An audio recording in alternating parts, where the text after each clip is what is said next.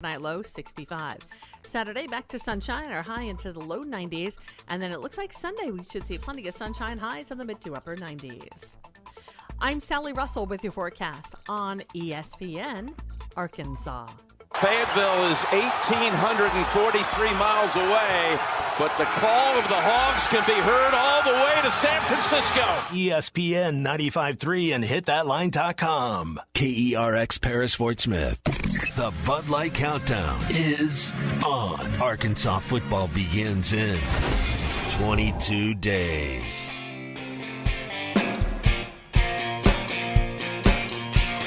Live from the Busch Light Studios. I love Arkansas. I love everything here. Give me that thing here.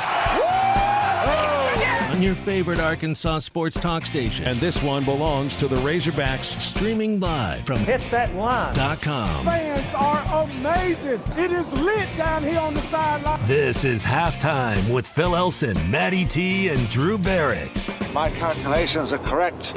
When this baby hits 88 miles per hour, you're going to see some serious... Here come the students. Oh, here come the students. They're coming from the south end, and this one has been a long time brewing. I have been waiting for this moment for a long time.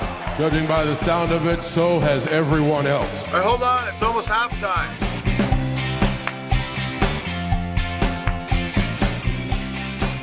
Halftime on the road for this fine Friday across the Natural State. And as a matter of fact, we went across the border from the Natural State in order to get where we are for the next 3 hours in Branson, Missouri at the Ballparks of America Complex, a unique facility if I've ever seen one in my life, not just for baseball, but maybe for youth sports overall.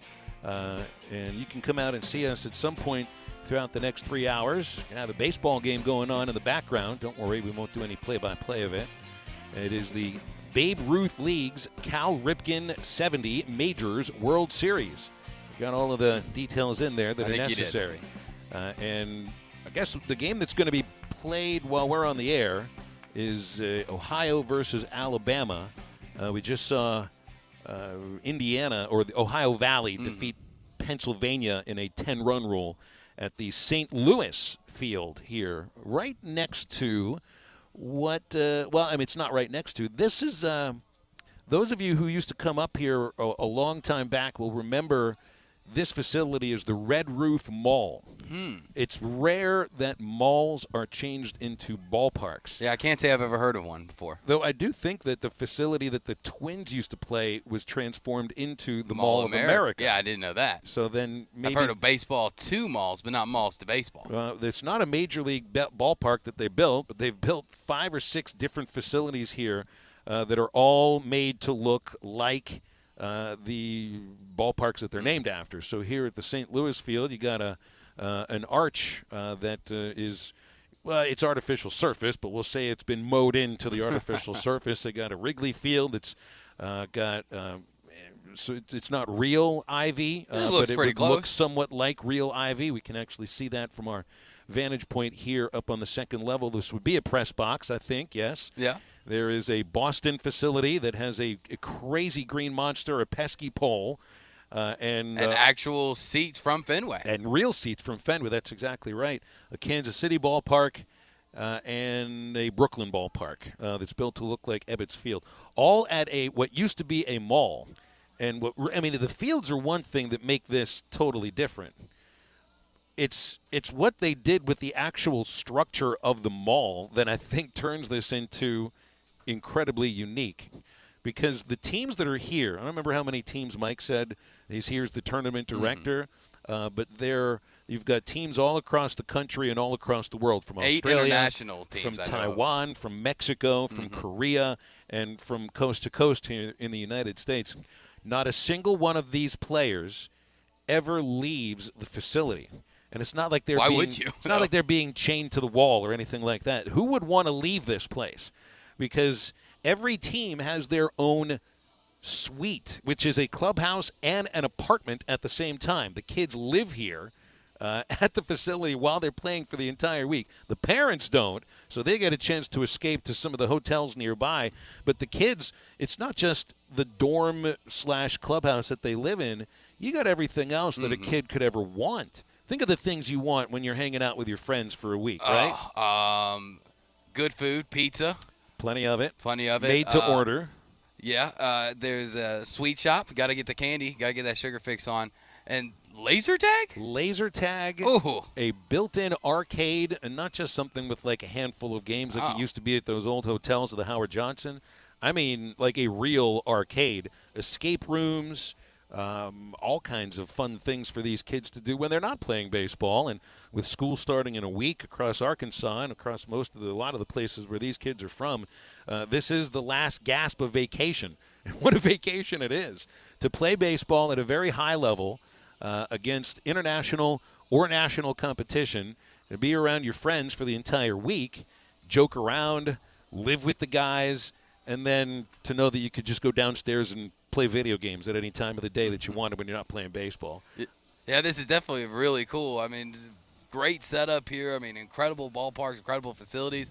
Well, like you said, all the different amenities, all the different things that go into this is actually incredible. I mean, I told you yesterday, I think the last time I've been in Branson was I was playing a ball tournament up here when I was about 10 or 11, and I can guarantee we did not have that much of stuff, because if we did, it would have been hard for my parents to get me back home. Well, according to Mike, the tournament director, there's only one other facility that's anything like this across the country, and that's in Cooperstown, New York.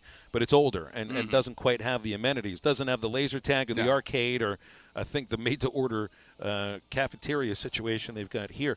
But there was like a little cognitive dissonance when I showed up at the parking lot, because I pull in and it looks like a mall. It does. From the really outside does. looking in. You can't really tell that they're baseball fields, but there are signs that say Ballparks of America, St. Louis and Kansas City go to the left, Boston, Brooklyn and Chicago go to the right. So that lets you know. And there's Kaufman right there as you walk as you pull into the park. Into the parking lot. So that's really the only sign that you have that you're here at a baseball facility, but it is really cool. Yeah, when you park in the parking lot, you're looking up at this, and it does look a little bit like the entrance to a baseball park. I think that's why they wanted to pick a mall. And you know, the big red roof certainly stands out, but I thought I was going to go into like, you know, Spencer's and if I had my daughter with me, Claire's, obviously. But no, they don't have any of that here. There are all sorts of things for baseball players to do that aren't just playing the game. And, I mean, so this isn't just the last week of vacation for these kids and their coaches. It's for most of the people that are coming here to enjoy Branson here for this last weekend before school starts. So if you're out up in the area, and this is our listening area on our 104.7 affiliate out of Harrison, and thanks to Jim Fitzgerald, who a 104.3 affiliate, Jim Fitzgerald brought us up here, and we appreciate him and all his staff at the headquarters in Harrison. So thanks for bringing us up here. You can just, if you got your kids with you, come out and check this facility out. If your kid plays ball, he'd want to see this. Oh yeah, he'll want to play here someday too, and get him into the game. And these aren't just, you know, everyday ball players. These are the best of the best of the best. I mean, the director was telling me exactly what you have to do to get into this tournament. Well, you got to play in your local league. You then have to be good enough to be selected to the All-Star team. Then you got to play in regionals. Then you got to play in districts, then regionals, then state, and then you get the chance and the opportunity to come here. So this is a very long process. There's a reason that they're still playing here in August when they probably started back in March. It sounds a lot like what it takes to get to Williamsport. But the Little League World Series is real baseball. Is probably known better. And Mike was explaining like the difference is ABC being televised and ESPN carrying the Babe Ruth, the Little League World Series for the last 70 or 80 years. But the Babe Ruth League, and this essentially are the same age. These are 12-year-olds that are playing in front of us. It is a bigger field, and they are allowed to lead off, whereas I don't know the distance between the pitcher's rubber and home plate for Little League, but I know the distance on the bases is 60 feet. It's 70 feet here. Those 10 feet make a big difference. It's 50 feet from the pitcher's mound, from the pitcher's rubber to home plate, and deeper outfield dimensions. Kids can take leadoffs instead of being anchored to the base, so it does have a little bit more of that real baseball feel. And not to denigrate what goes on in Williamsport and Little League baseball, which certainly is good in its own right, but this does feel a little bit more like what you're watching is when what they you'd get watch to in the high big school. league. Yes, I mean this is It is more about the closer to the high school game. You play 7 innings. There is the run rule, stuff like that. But this is true baseball. There is no gimmicks, no short fences. You know, you're out here because you're one of the best, and that's exactly what these guys are here to do. And they're here to win. And man, they showed us some of the hardware and all the different awards they can win. The rings, that is a rock. The rings the champions get, it's got to weigh more than the shortstop does. I'm sure it does. It's going to weigh the kid's arm down. It's going to make him look like Frankenstein as a knuckle dragger. He won't be able to help it. But it is cool. It is cool. And it's great to see all these kids out here enjoying themselves and being one of the things you got to love about it, they've played this tournament here since 2017. It's the same thing as, when the Razorbacks start the baseball season, they've got one city on the top of their mind. They're thinking Omaha, Nebraska. And every kid that's playing Babe Ruth League baseball at this age group, 12 years old, the major 70 group, is thinking Branson, Missouri, and getting up here. So this is the pinnacle of their competition, and we're here up until 1 o'clock for this final edition of the week. 877-377-6963 to get with us on halftime today. And there's a lot to get to, including sound from Sam Pittman at yesterday's padded practice. Coach Pittman had a lot of good things to say about the practice, also some stuff about what he expects from Saturday's scrimmage, which will be closed to the media, and also talked about a couple of defensive linemen who right now are down with injuries. So it does seem that a position that we've spoken about as a question mark, an X factor, or whatever you have, it basically means you don't really know what you're going to get out of that position. Well, now you're dealing with a little bit of the depth is going to be tested, would be the right way to put it. Aaron Torres will join us at the bottom of this hour. We got to get AT's opinion on this Kentucky basketball versus Kentucky football situation, which played out on social media yesterday. Mark Stoops and John Calipari very quietly and not in nasty ways going at each other's programs. Taking a little bit of some shots there. A little bit. It's amazing to think about that. I want to hit on that in the next segment. Brett Dolan will be with us in hour number 2. Brett was not on the call for Arkansas men's basketball against Catalan Elite yesterday, but he will be on the call for the next 2 games when Arkansas plays in Como, Italy. He also called the first win against Valencia Selección on the European Tour, so we'll get his thoughts on that. And Brett, of course, knows his youth baseball very well. I wonder if he's ever been to a facility like this. And since the Field of Dreams game was played in Brett's home state of Iowa, we're going to ask him, what's the deal with baseball in Iowa? Why does everybody seem to care so much in that state about it? Plus your calls and texts all throughout these next 3 hours. Lots to get to, so we'll take a quick break and right back on halftime.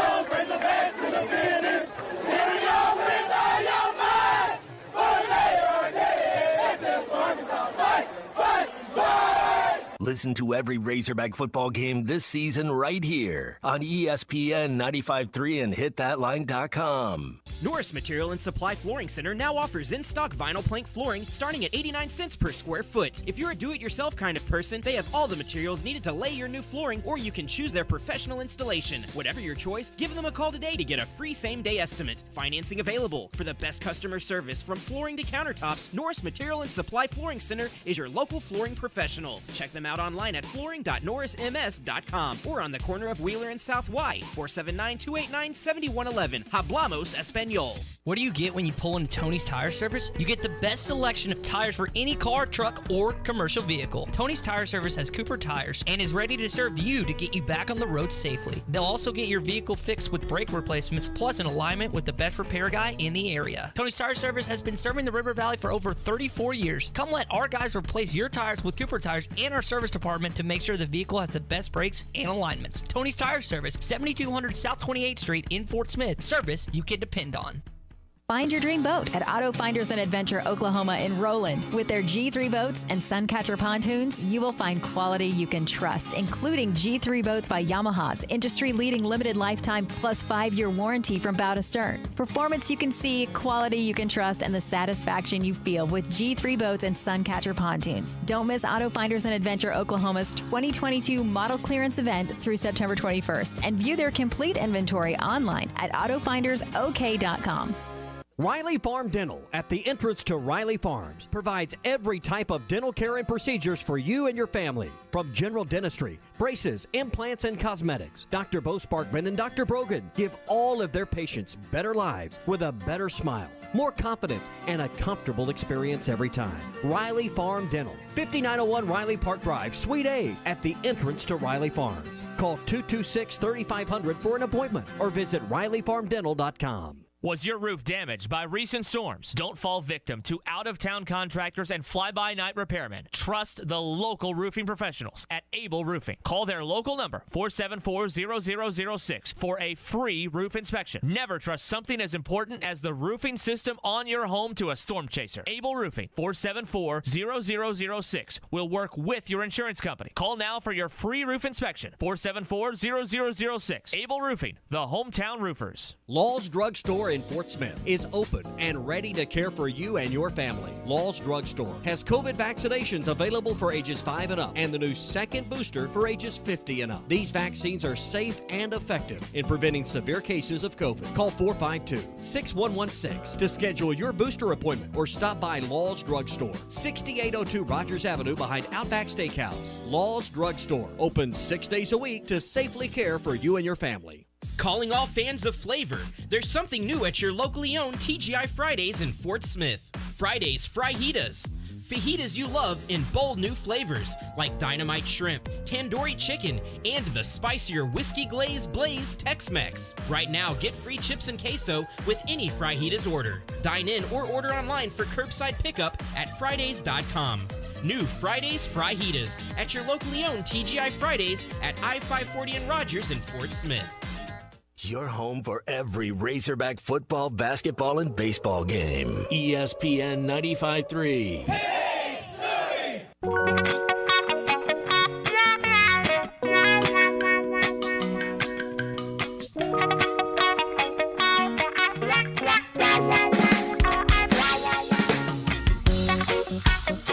Make sure to follow Halftime on Twitter at HitThatLineAR and on Facebook and Instagram at HitThatLine. Follow the guys on Twitter at PhilElsonPXP, at Matt Travis, and at DBarrett36. Now, back to the guys. Here's Phil Elson, Matty T, and Drew Barrett.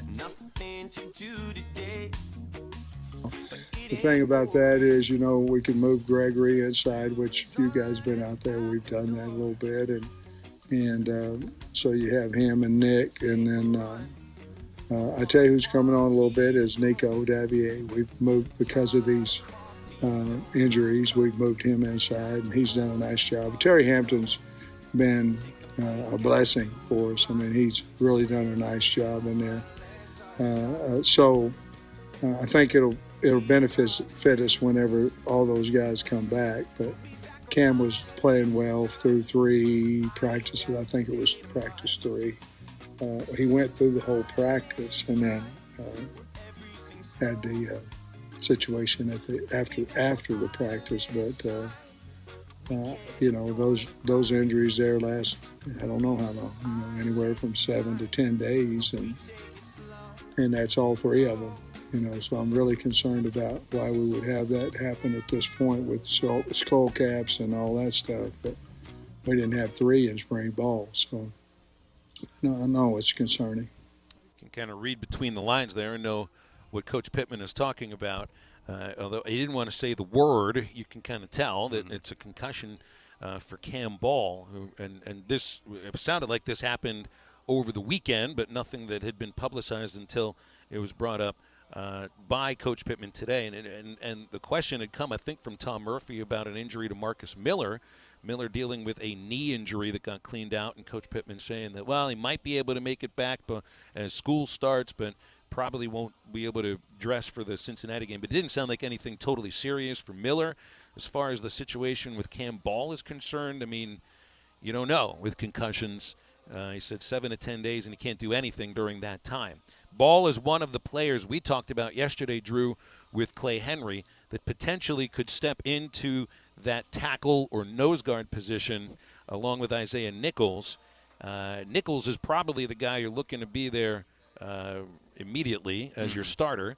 Torian Carter might have been your starter. Certainly he and Nichols could have battled for that before Torian had the knee injury in spring and might keep him out for an extended period of time. Nichols is good, but you need a rotation at tackle, and certainly he's not going to be out there every play. Eric Gregory, he is a guy that has played on the inside quite a bit, and Arkansas may have a little bit more depth at end than they do at tackle right now, so you probably see Eric Gregory move to tackle for the time being. So now you've got injuries to Marcus Miller, Cam Ball, and Torian Carter. Carter probably would have been the starter. Miller, I'm not sure how often he would have gotten out there. I think Ball would be playing quite a bit. So this is a position, Drew, that might not be the deepest of positions.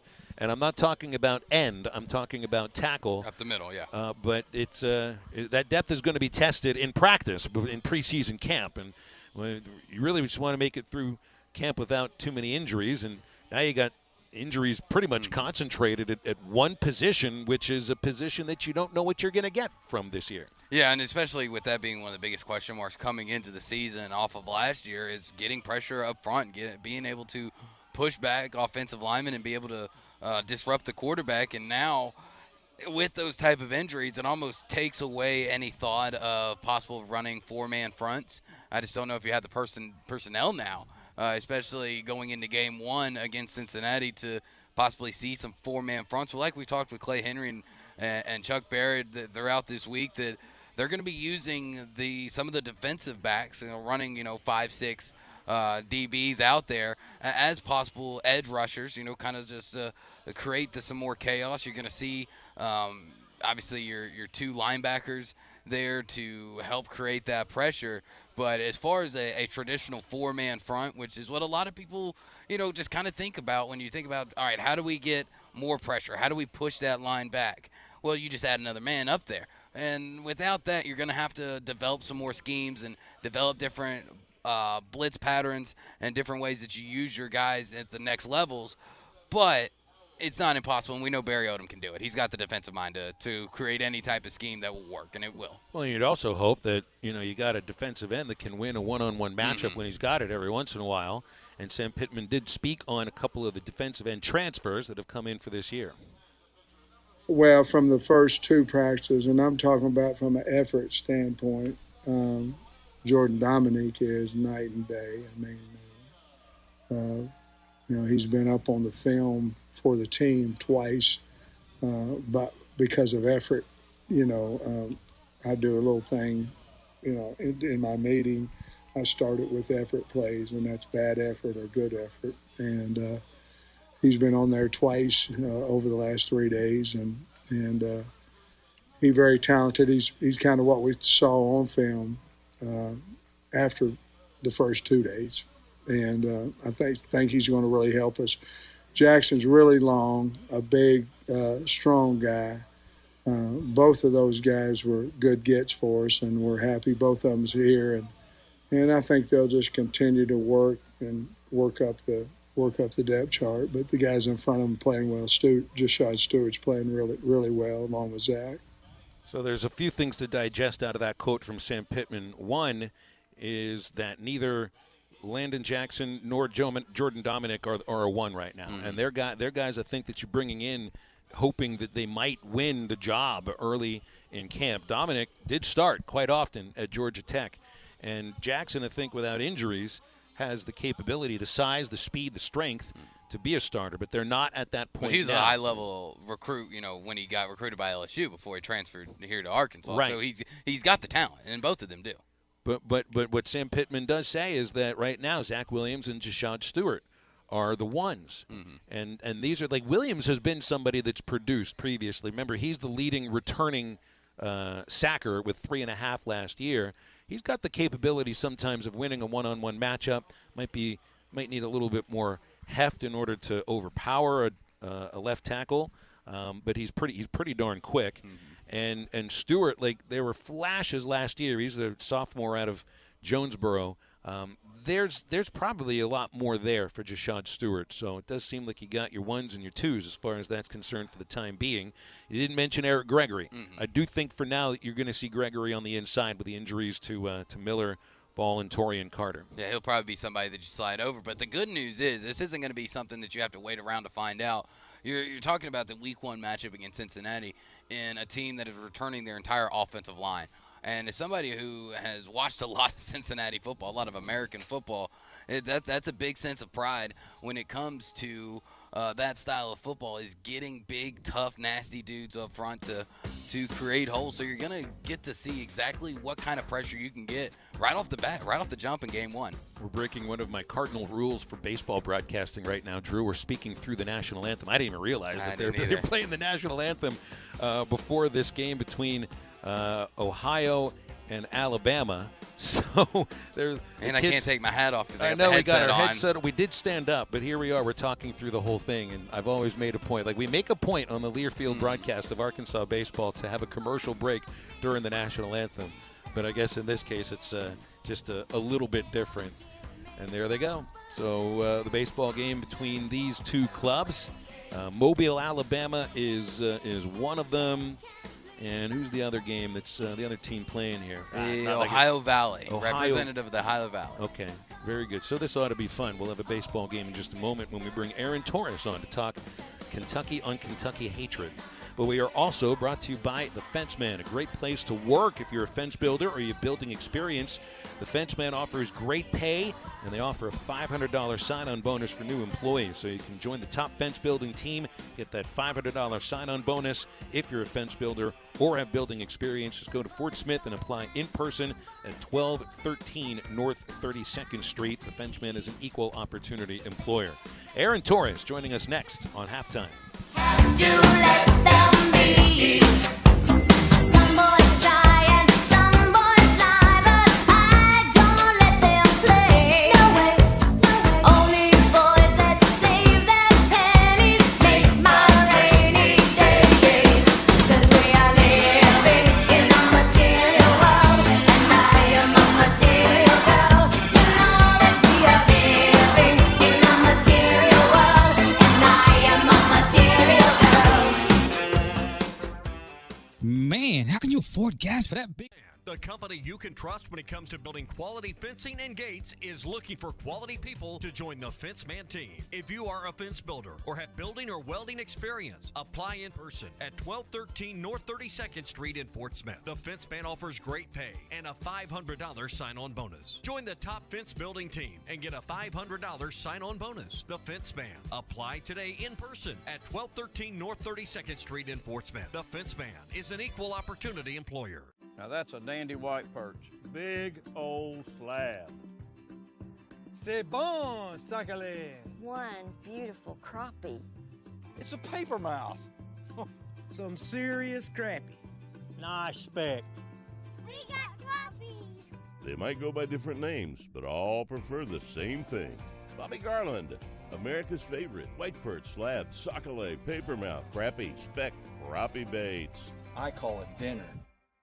BetOnline is the fastest and easiest way to wager on all your favorite sports, contests, and events with first-to-market odds and lines. Find reviews and news for every league, including Major League Baseball, NFL, NBA, NHL, combat sports, esports, and even golf. BetOnline continues to be the top online resource for all your sports information, from live in-game betting, props, and futures. Head to BetOnline today or use your mobile device to join today and make your first sports bet. Use our promo code BELIEVE50 to receive your 50% welcome bonus on your first deposit. That's BELIEVE, BLEAV 50. That's BELIEVE, BLEAV 50. Bet online, where the game starts.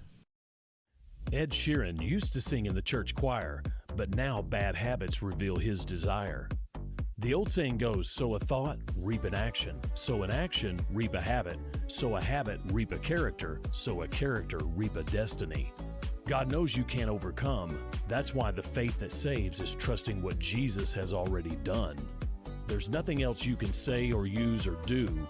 Bad habits lead to doom. I'm Pastor Heath from Woodland. Think about it. A pre-owned vehicle that won't break the bank? Good luck in this market. But wait, Joe knows good deals. That's right, Joe can get you in a pre-owned car as low as $269 a month, or a truck starting at only $299 a month.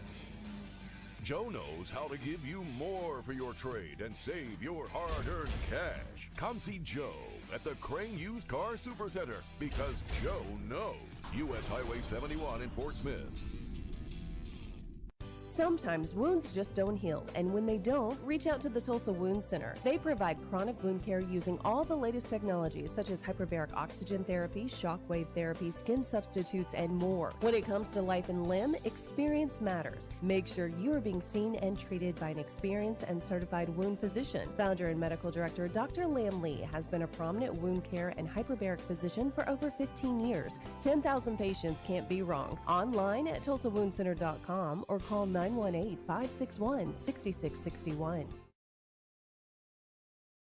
Searching for the best UTV on the market but can't find it with any of the big name brands? That's where the Intimidator comes in. An American brand using American-made steel and built in Arkansas. Intimidator UTVs offer premium components as standard, unlike those other companies. Items such as doors, skid plates, heavy-duty frames, and comfortable seating, all at one comparable price. See why Intimidator UTVs are the best choice by visiting your local dealer, Horns Outdoor in Hot Springs, or visit hornsoutdoor.net. The Fence Man, the company you can trust when it comes to building quality fencing and gates, is looking for quality people to join the Fence Man team. If you are a fence builder or have building or welding experience, apply in person at 1213 North 32nd Street in Fort Smith. The Fence Man offers great pay and a $500 sign-on bonus.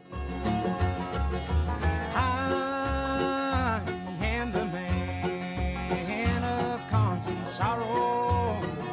I've seen trouble all my day. I bid farewell to old Kentucky, the place where I was born and raised. Now, back to the guys. Here's Phil Elson, Matty T, and Drew Barrett. Oh, this was a lot of fun yesterday, watching Mark Stoops and John Calipari kind of go. Well, it was more like Mark Stoops going at John Calipari. Basketball school, Kentucky. We all know that to be the truth, or is it? Just ask the fans now. And apparently, they were backing Stoops a little bit more. Aaron Torres joining us from the Aaron Torres Sports Podcast and Fox Sports Radio, and someone that knows the Kentucky fan base and the situation there in the Bluegrass State very, very well. AT, good to have you, man. How are you? First of all, great to be back. And they down there have a problem at Kentucky that Arkansas doesn't have. Arkansas is an everything school. You guys just win in everything these days, so you don't have to worry about football school, baseball school, basketball school. But all I would really say, it was one, Phil, I think in our business, like, everybody expects us to always take one side or the other. This guy's right, this guy's wrong, this guy's a jerk. Like, I thought it was a little bit blown out of proportion.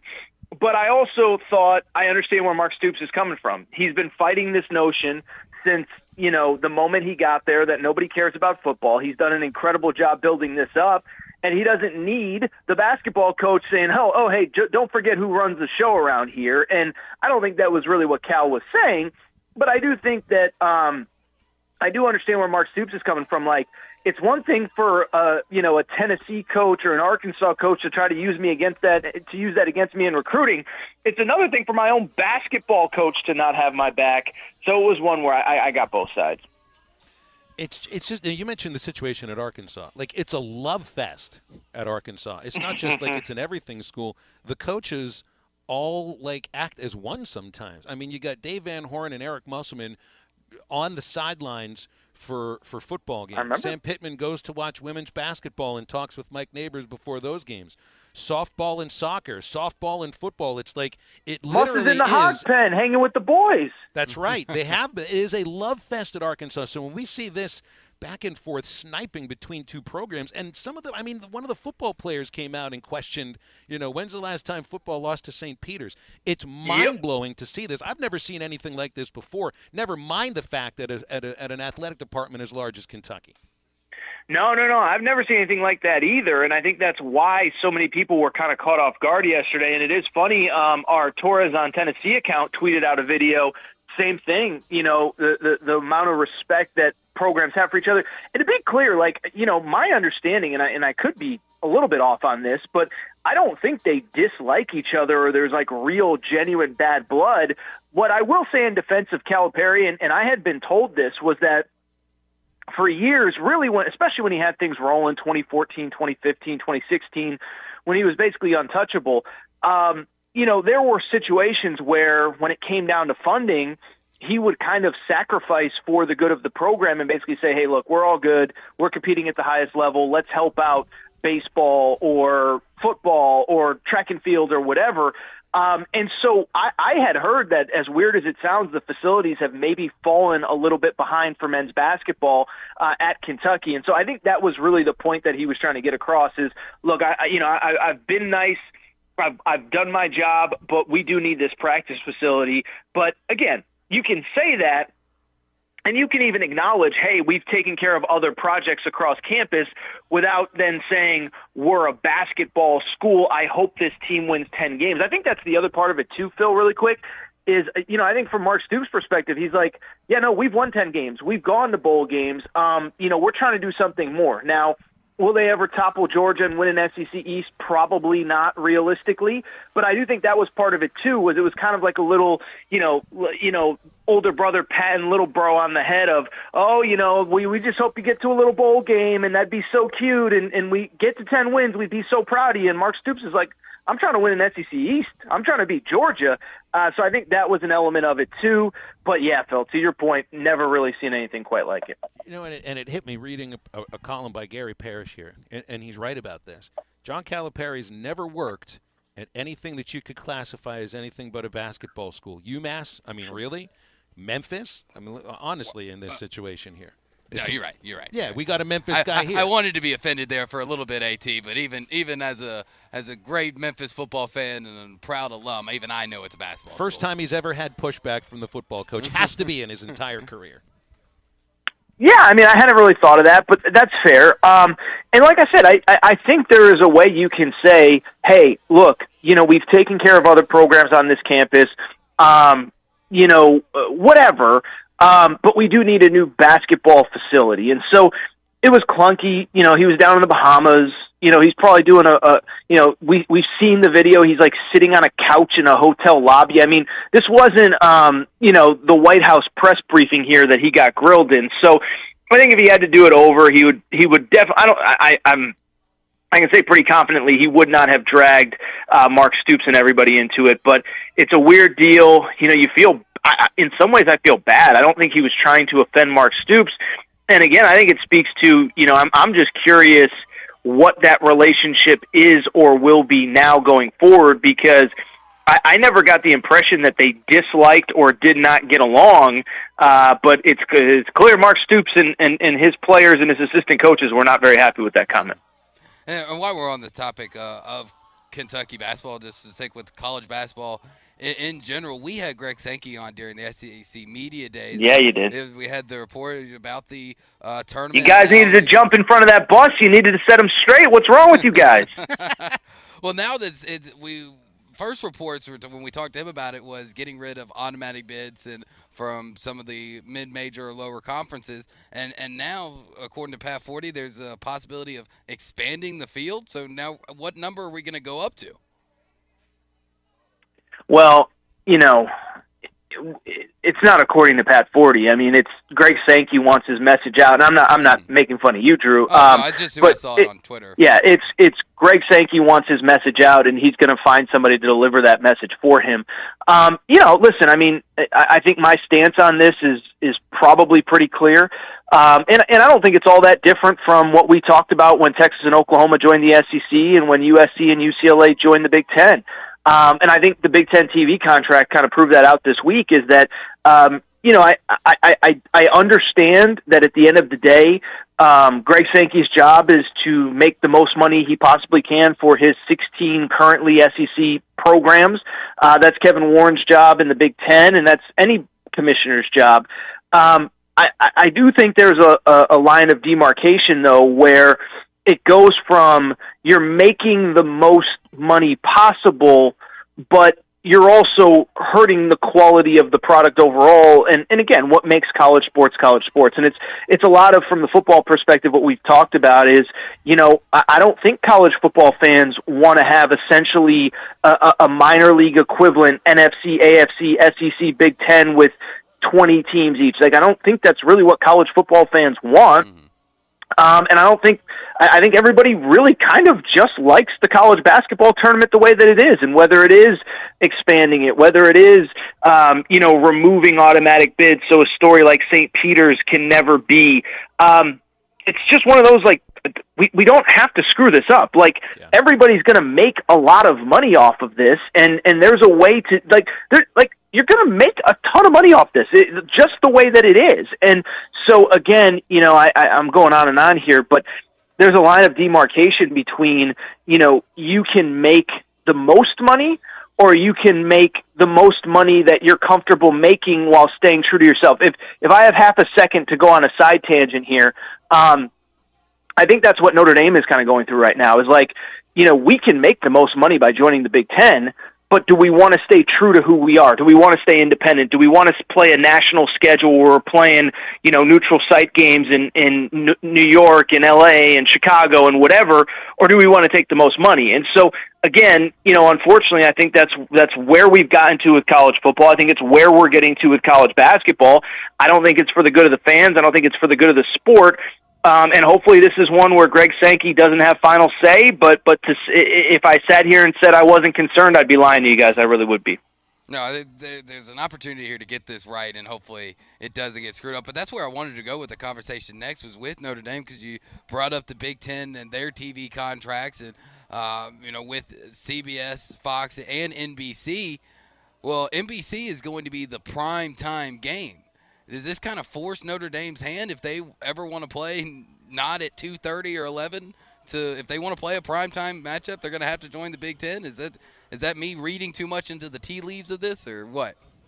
No, I mean, I'm sure stuff can be arranged. I mean, what I found really interesting about the whole Notre Dame thing, or about the more the Big Ten element of it. So Dennis Dodd, the story that came out that Notre Dame was asking for $75 million a year, he put something in that story that I think everybody kind of missed this week, is that NBC was willing to consider giving Notre Dame the kind of money that they expect, but that they wanted to essentially, they called it shoulder programming, essentially have another TV package so that you wouldn't just be coming for Notre Dame football and then leaving, 10 minutes after their game to whatever other game you're going to watch.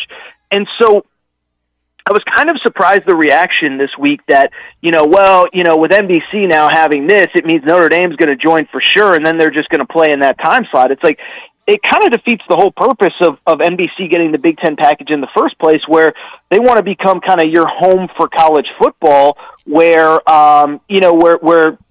you come in at 3:30 for the Notre Dame game, or 2:30, like you said, Matt, like you said, Drew. And then from there, you stay all through the night for whatever that Big Ten game is. So, I don't know. I mean, it feels like it kind of defeats the whole purpose of getting the Big Ten if you're just going to then add Notre Dame to it. So I thought this week's news made it less likely that Notre Dame joins the Big Ten. I think I'm definitely in the minority on that. But it was an interesting story for sure.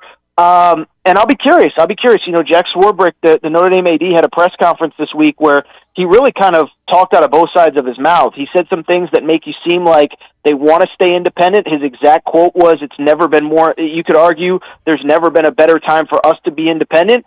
And then he also kind of complained about the travel schedules for the Olympic sports, having to go to Tallahassee and Miami and all the schools in the ACC. So I can't sit here and lie and say that I have a great feel for what he's going to do, because I don't even think he does.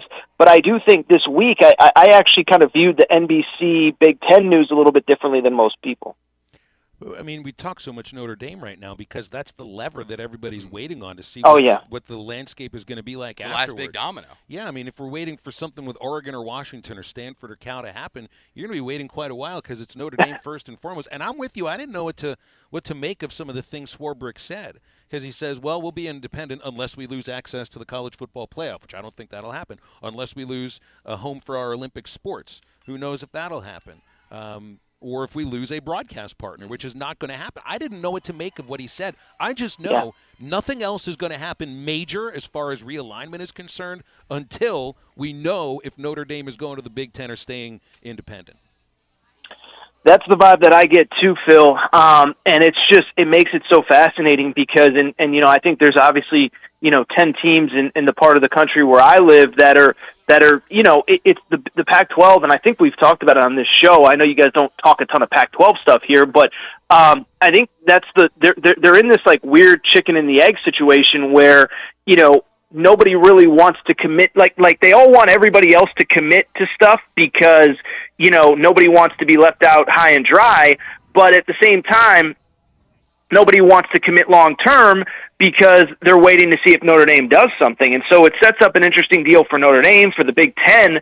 I also think it sets up a fascinating kind of situation with the Pac-12 and the Big 12, because I think, my thought on the Big 12, Pac-12 is, if the Big 12 was such an appealing option, the Pac-12 schools would have done it by now. Yeah. I think they're hoping to keep this 10 together. But again, to your point, Phil, is Oregon going to commit? Is Stanford going to commit? Is Washington going to commit if they believe that Notre Dame's potentially on the brink of doing something? It's just a fascinating kind of, like I said, chicken and the egg deal, in terms of trying to figure out what the next move is. And if Notre Dame doesn't do anything, is there anything that comes after it? I agree with you. Probably not, just because of what we just talked about.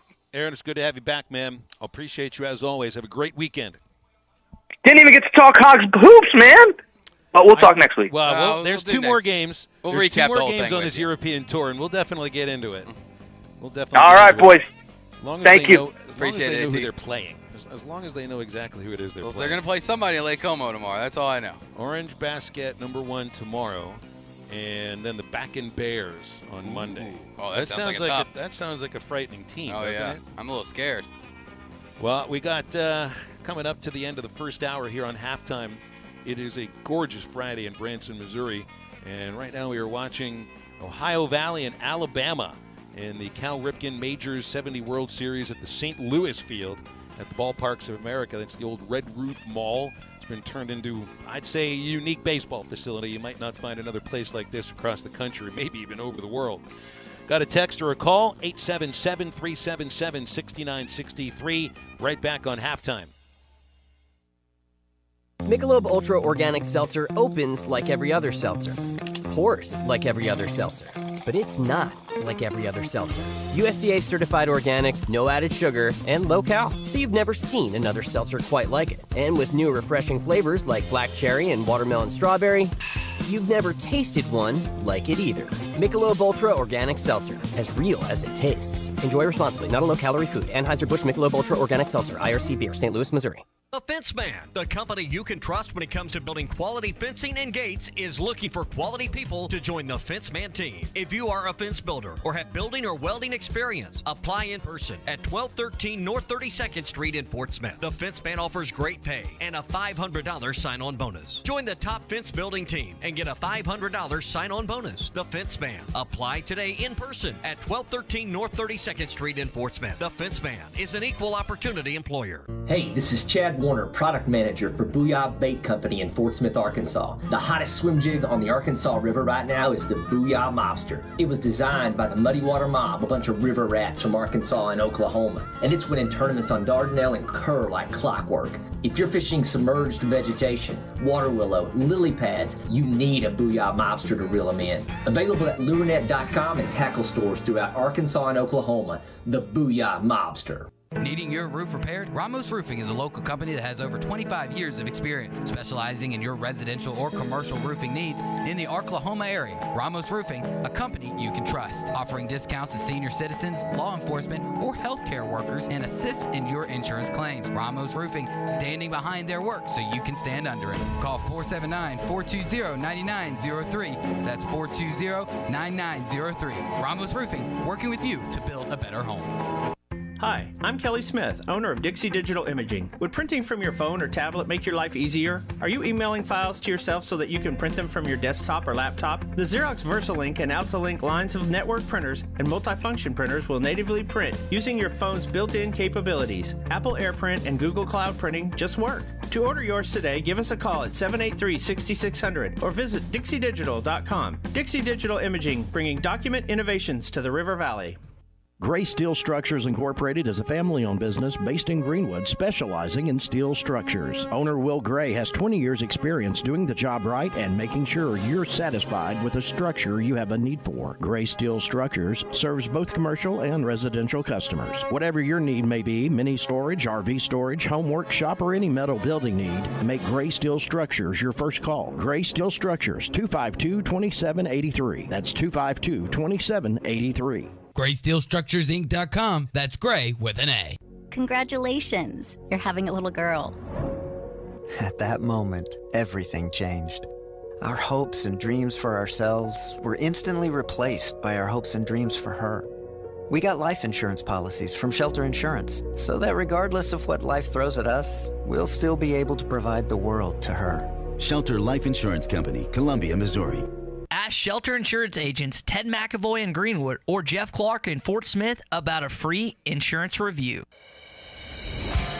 Metal Mart offers high-quality, prefabricated metal buildings, metal roofing, custom trim shops, carports, and more. They strive to be the company where contractors as well as do-it-yourselfers are welcome. Metal Mart assists you in calculating the materials you need to complete your project, all at a rate you can afford. With locations in Fort Smith, Mayflower, Jonesboro, and Little Rock, or catch them online at metalmarts.com. Metal Mart, the right material for the right price. Your home for every Razorback football, basketball, and baseball game. ESPN 95.3.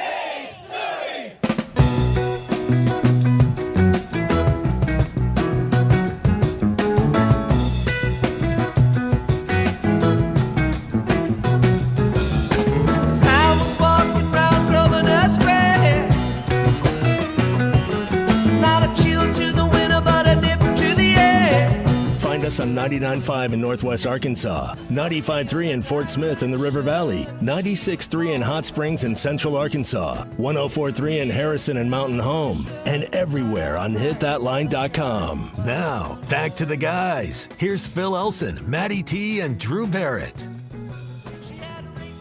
See, it's 179 miles, 3 hours and 18 minutes to make it from the Ballparks of America in Branson to Arrowhead Stadium in Kansas City.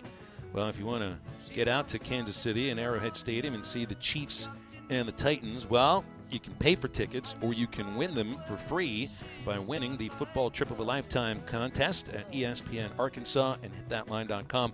You got to finish a Hardee's Thick Burger in 90 seconds or less to qualify for the August 20th finals. Our next qualifying round is Tuesday at the Rogers Avenue, Fort Smith location of Hardee's. That's at 2720 Rogers Avenue in Fort Smith. You down that Hardee's Thick Burger in 90 seconds or less, you're entered into the August 20th finals, and that winner will get tickets to see the Chiefs and Titans at Arrowhead on November the 6th. That's brought to you by Hardee's, ESPN Arkansas, and hitthatline.com. Well, for you baseball fans, apparently we're going to have a treat that we were not quite ready for. In the next segment, Gary Matthews Sr. will join halftime. The Sarge. Yeah. And he's actually got his name tag. I think he's part of the Babe Ruth World Series organization. as an ambassador. His nickname, he's got Sarge there on his name tag in case he ever forgot the name. That's right. You don't have such a cool nickname, Sarge, and not use it. Sarge was the Rookie of the Year in the National League in 1973 for the San Francisco Giants. He was a first-round pick, the 17th overall pick in one of the first ever drafts, 1968. I think that was the third or fourth ever draft. Played for the Braves, the Giants, the Phillies, the Cubs. Finished his career with the Seattle Mariners, 234 career home runs, and finished as high as 5th in the MVP balloting for the 1984 Cubs, which is a kind of a legendary Cubs team that won a division but lost to the Padres in a pretty good NLCS. And, of course, his son Gary Matthews Jr. went on to a pretty darn good career, too. It's not every day you get to talk to somebody that was an NLCS Most Valuable Player, an All-Star, and a Rookie of the Year. But we're going to get one. We're going to get to talk to him at the top of the hour. So if you got questions for the Sarge, I know we got Cubs fans out there. I know we've got Braves fans out there that are around the same age as me. You'll remember watching him with the Phillies. So get those calls and texts in at 877-377-6963. And they've one of the things I love about this tournament is they got to stay with the same walk-up music that some of the major league players have. What was the name of the song Edwin Diaz comes out to? The Mets trumpets, closer? Blaster Jacks. Yes, that's it. No, was Blaster Jacks the name of the band along with Jimmy Trumpet? I think Blaster Jacks is a band. Narco. Narco with Jimmy Trumpets, yes. Yes. Oh, we were about to get up and start dancing and doing the trumpet motions like Mr. and Mrs. Met do as well. So they've got who's ever DJing. Kudos to you, buddy. 2 thumbs up. Yeah. Well, I mean, if you're gonna have a major league field that is 2/3 of the way of the same distance of the actual field, you might as well have the major league walk-up music and walk-out music. How can you not hear this song and think of running in from the bullpen? Oh gosh, it gets you going. As Chad Michaels from Blades of Glory once said, it gets the people going, and that's exactly what this song does. Well, that's what it's all about, right? It is. It's about getting the people going, getting the people excited, getting everybody up, clapping their hands, doing the air trumpet, and man, just gets you ready to roll, especially as a closer. That's what you want. You want to bring the energy coming out, that slow jog from right field, get the crowd going, get them standing on their feet, hoping to get them 3 quick outs, bing, bang, boom, we're out of here. Relievers are an interesting section of ball players. I'll never forget watching Matt Cronin come out of the bullpen, and before he would come out, you probably didn't know this, he got slapped in the face. I've seen that. Before he would emerge from the bullpen. I think Doug Willey was the bullpen coach one year, and he slapped him in the face. That's the only time I ever heard of a pitcher that needed that kind of get me totally fired up. Well, you got to get going. I mean, when you're a reliever, you can be there for one batter, one pitch, one inning, possibly more. So you don't have time to warm up. You don't have time to get into the game. You got to jump into it at 100%. So they are definitely it's a different animal being a relief pitcher from a closer and even to a starter. You ain't got time to wait.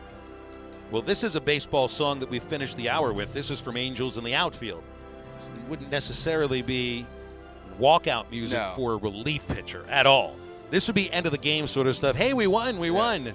Does make me want to flap my arms, though. Well, it's better than Go Cubs Go, says the Pirates fan. Yeah. It's such a catchy song, though. I like Go Cubs. All right. After the break, we are joined by former major leaguer and former All-Star Gary the Sarge Matthews Sr. on Halftime.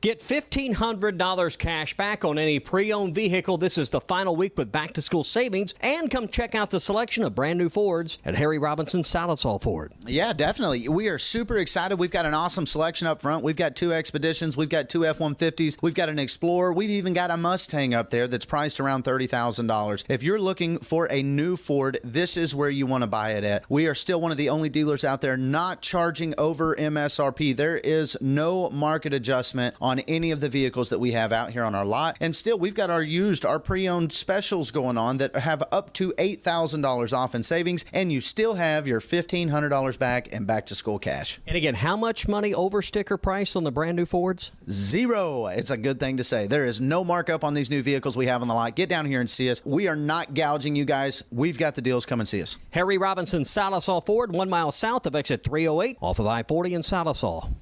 For a dependable, fuel-efficient tractor from a company committed to the future, choose a Branson tractor. Each of our tractors is backed by a 6-year limited warranty with models available ranging in horsepower from 22 to 58. You are sure to find the tractor that is right for you. Make sure you call or stop in today at the new location for Bush Tractor at 6100 South 0 Street in Fort Smith. Again, that is 6100 South 0 Street in Fort Smith. Or you can check them out online at bushtractor.com.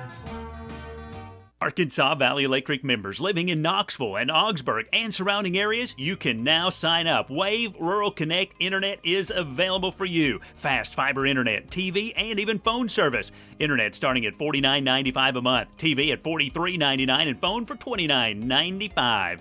Sign up now at signup.waveruralconnect.com or 833-492-8372. Arkansas Valley Electric and Wave Rural Connect, changing the communities we serve.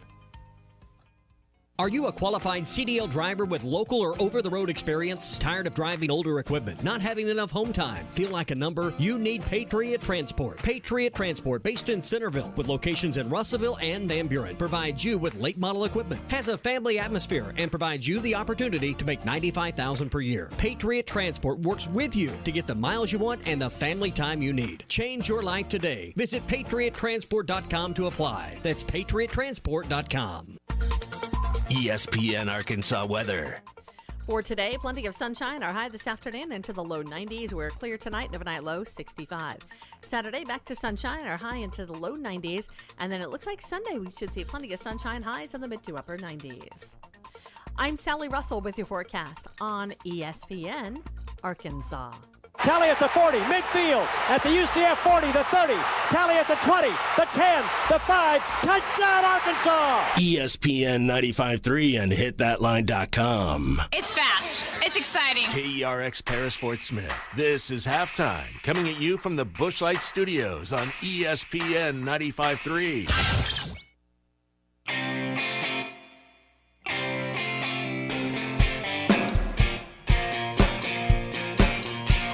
Live from the Busch Light Studios. I love Arkansas! I love everything here! Give me that thing here!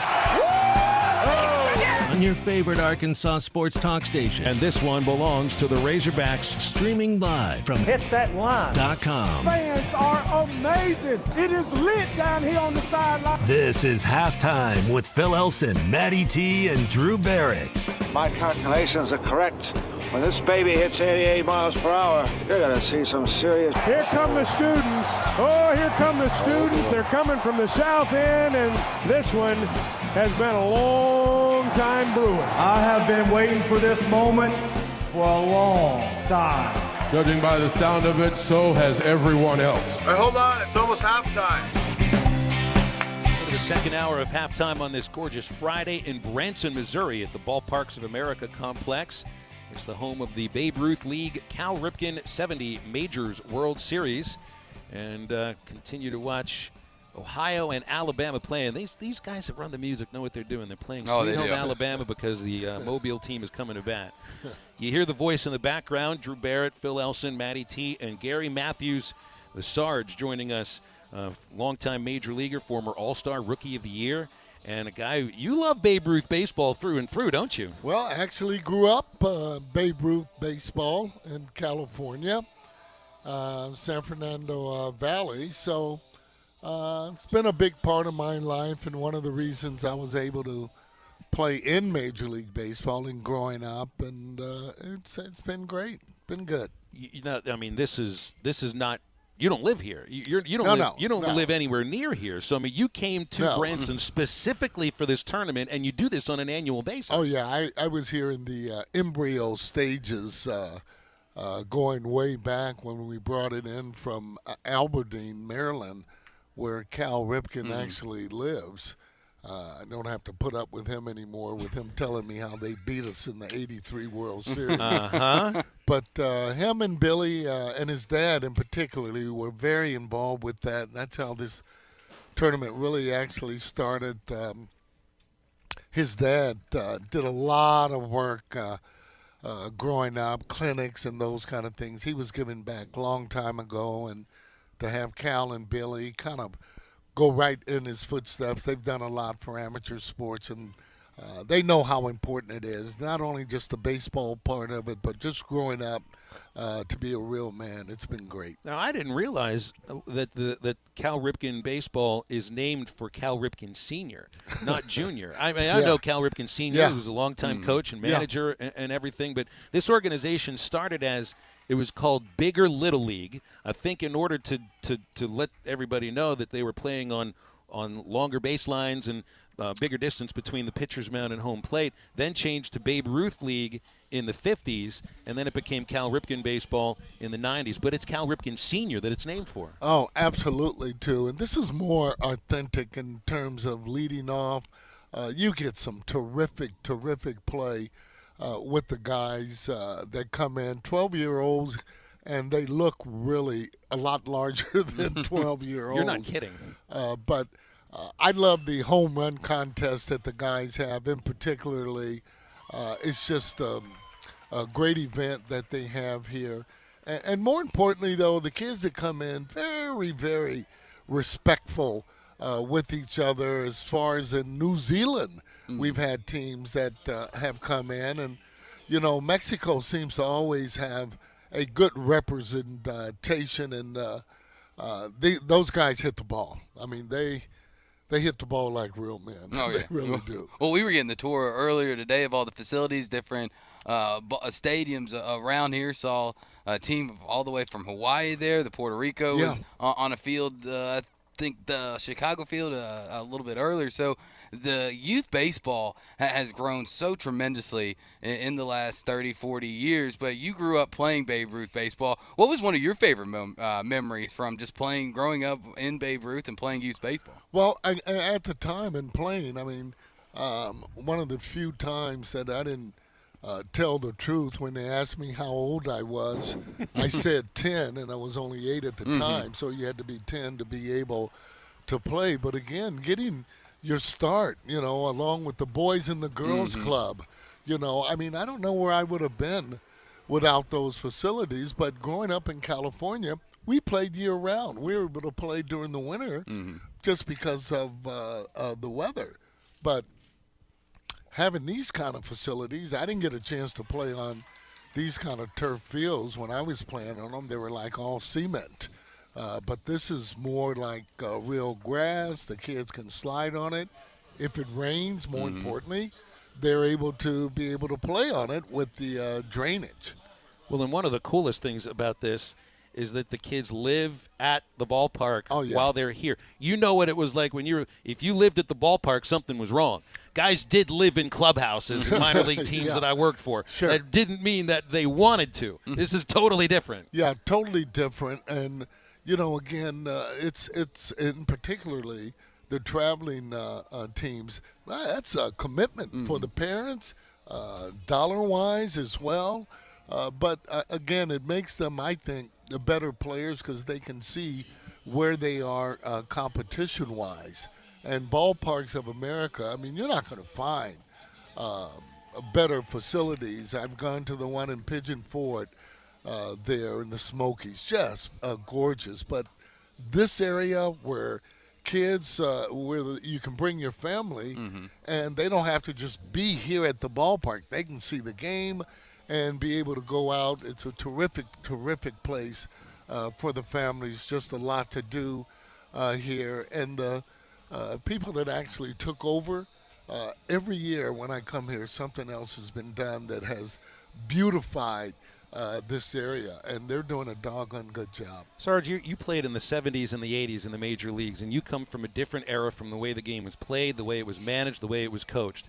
But you are an old school guy. You are here to watch youth baseball, which means to me that you've got a connection between the way that you were taught and maybe even the way that these kids are taught too, they've got to be coached a lot differently than you were as a kid. But what do you think about the style of play in youth baseball and how that translates to what we want to see in professional baseball? Well, you know what? It's been great. And the thing I've always said from a hitting standpoint, you want to be a good hitting coach, have good hitters. And these kids are really good athletes. They're good hitters. Their technique is really the way that it should be. And by them playing so many games and the competition makes them really a better athlete. Mm-hmm. And then it does transform because the guys you see here that are all-stars will be all-stars when you go to that next level, drafted, etc. Oh, definitely. And, Phil just talked about the difference in not just youth baseball, but in baseball in general, especially at the major league level, from where you played to now where it is with analytics, launch angles, and all these other different things. Do you kind of wish it would get back to where it used to be, or do you like the evolution of baseball and the long ball really dominating baseball the way it does? I don't like the low averages, guys hitting 200, etc. Again, I've always thought it was a team effort. I mean, I'd like to get back to a leadoff hitter stealing 40, 50 bases, or the first two guys in the lineup scoring 100 runs. But it's sexy to be able to hit home runs. But you have guys like we do in Philly, Bryce Harper, that's able to do both. Soto that traded over there to San Diego, and you can name anybody just about with the Dodgers and the New York or both New York teams. I mean, what's better than seeing Judd come up? I mean, he'll keep you from going to the bathroom to see him go up there and hit because he can take you out and way out at any moment. Yeah, I like that, but Judd is a different hitter. He puts the fear in a lot of those pitchers because you make a mistake, it's out of the ballpark. The smaller guys need to concentrate, personally for me, more line drives, gap hitters, working the count. I mean, I couldn't imagine you taking first pitch fastball off of Bob Gibson, say. Right. You won't get that back. No, that's for sure. Gary Matthews Sr. joining us here on Halftime. The Sarge, 877-377-6963. What hitting coach had the biggest influence upon you? Without a doubt, Hank Sauer. Used to be with the Giants a long time ago. He also had George Foster, Gary Maddox, Dave Kingman, Jack the Ripper. We came under his guidance. All of us would not be the same without him. He also had a lot to do with Bobby Bonds back there. So my instruction in coming up, the one thing I thought was the easiest part of the game was the hitting part of it. But then when you grow up with Mays in the organization and McCovey, you learn right away the respect, but also the hard work and what it takes just to be able to maintain. You played for some great managers throughout your career, and I think of Pat Corrales, I think Dallas Green, Bobby Cox. Did you also play for Ted Turner? Because I know in 1977 you were a Brave. Turner managed one game. Yeah, and I think I forget the commissioner's name, called down and told him to get out of the dugout. Ted felt that he could do what the manager at that time, I think it was Dave Bristow, he said I could be as good as him. I remember like it was yesterday because Ted didn't even know how to put on the stirrups on his socks.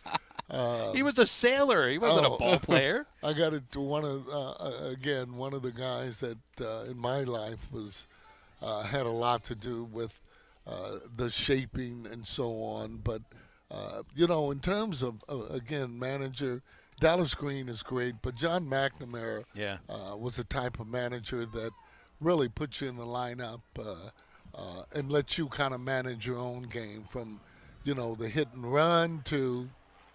And in my career, I hit third in just about all the lineups I was in, except for when we played an all-star game in Japan, and Dave Parker was on the team and Bill Matlock. I led off on that particular team. You're talking my guy. I'm from Pittsburgh. Those are my guys growing up. Yeah, and unfortunately, I was a Pittsburgh Pirate killer, but we'll talk about that another. I won't hold you. I won't hold it against you 30 years later. Yeah, with Bibby and Candelaria. God, those guys were huge. They were big. That's Oh right. my gosh, they were just big, and we had some battles when I was with the Phillies with those guys. You sure did. I want to close on a thought of baseball's place. You know, we had the Field of Dreams game yesterday, and that generates a lot of eyes because of the nostalgia. You played in an era, I think, of when baseball was probably its most popular, even though the NFL might have surpassed it at that time. 70s and 80s, baseball was incredibly popular and still was watched coast to coast on a really a week-by-week basis. It's a little bit different now. Do you fear for baseball's place in American sport, or do you think it's going to be okay? Not when you see events like the one at Baseball America going on. You know that it's in good hands, and keep in mind they have a lot of family members. A lot of them are going to go on to college, and then you have your following. You know, it has a ways to go because of the unpopularity a lot of times of the money. But, you know, I mean, if we're talking about sports that kind of really turn you off, I used to be a huge basketball fan growing up in the area of L.A., but when you see what's going on today, where guys want to be on just the same team, don't want to play half the time, that to me is a problem. You know, taking off games, etc. But I think it's in good hands again when you see not only the popularity of baseball. How about softball? Look how popular that's getting. So that will all translate again into, I think, the game being strong for sure. Well, it's a real thrill meeting you and talking baseball with you, and we didn't expect that this would happen. No, so this is definitely a treat. Well, if you're here every year, I am as well. So God willing, we'll be seeing you guys next year. Hopefully. So. And I'll bug you about the 83 World Series next time because I'm a lifelong Orioles fan. And I wore out that cassette tape of the 83 highlights. Right oh, don't remind me of that. You can see the eyes roll behind the sunglasses. I'll wait till next year. Thank you. 877-377-6963. That was a treat talking with Gary the Sarge Matthews. Stay with us. Right back on Halftime.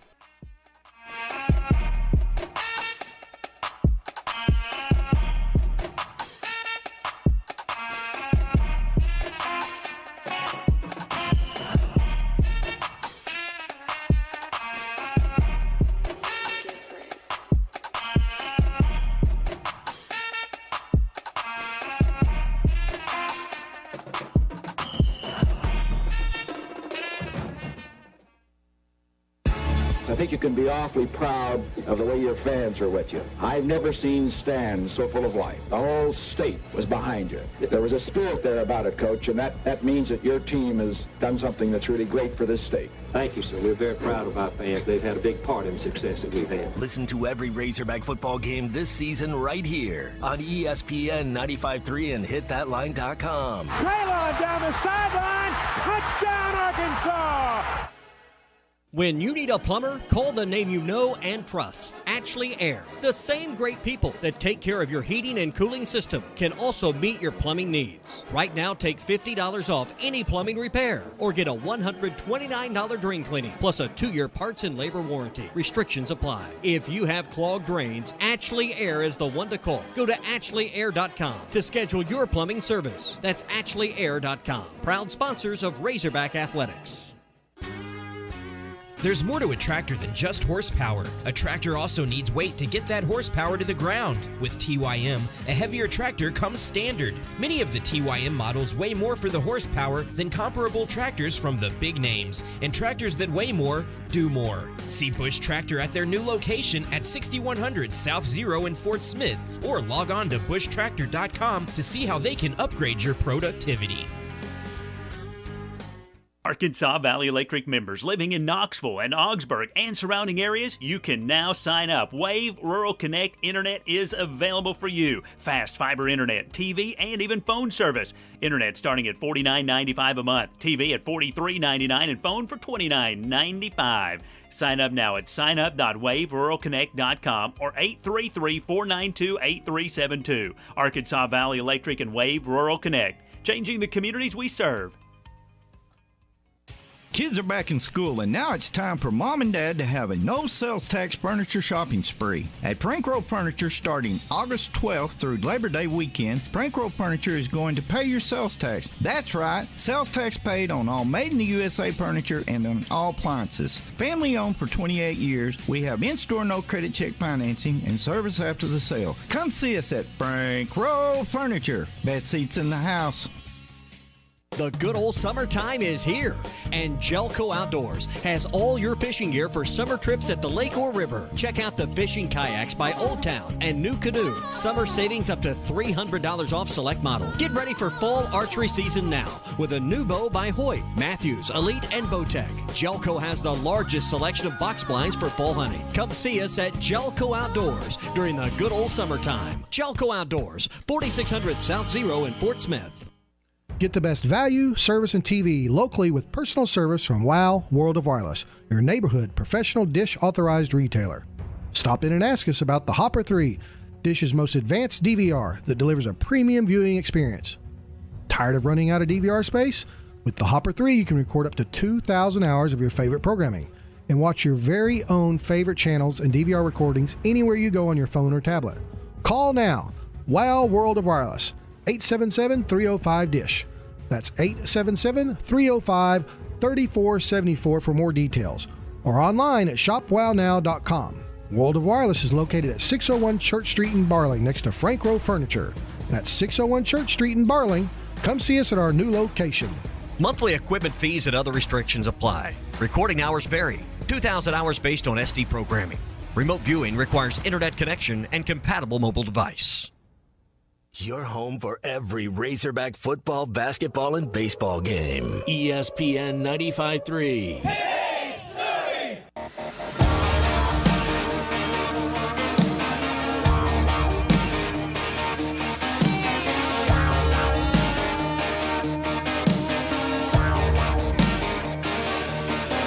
Way down where the sun shines hot, dogs on the porch, gators in the water. Way down in Alabama, muddy Mississippi, swampy Louisiana. Now, back to the guys. Here's Phil Elson, Matty T, and Drew Barrett.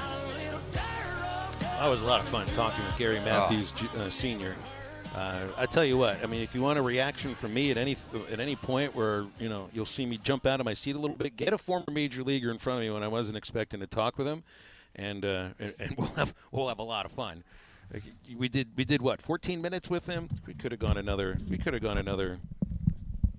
probably 100 minutes. Another 20 at least. Yeah, just alone, and we wanted to ask him about the '83 series, the '84 NLCS. Oh. But those were the heartbreaks. Like, you don't bring up the heartbreaks necessarily, especially the first time. Unless you want to gloat on your team beating his in the World Series. I didn't want to do Drew. that to him. I'm going to elbow you in the ribs a little bit.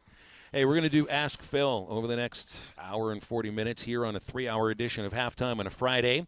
Ask Phil is brought to you by the Stadium Shop on Razorback right next to Baum.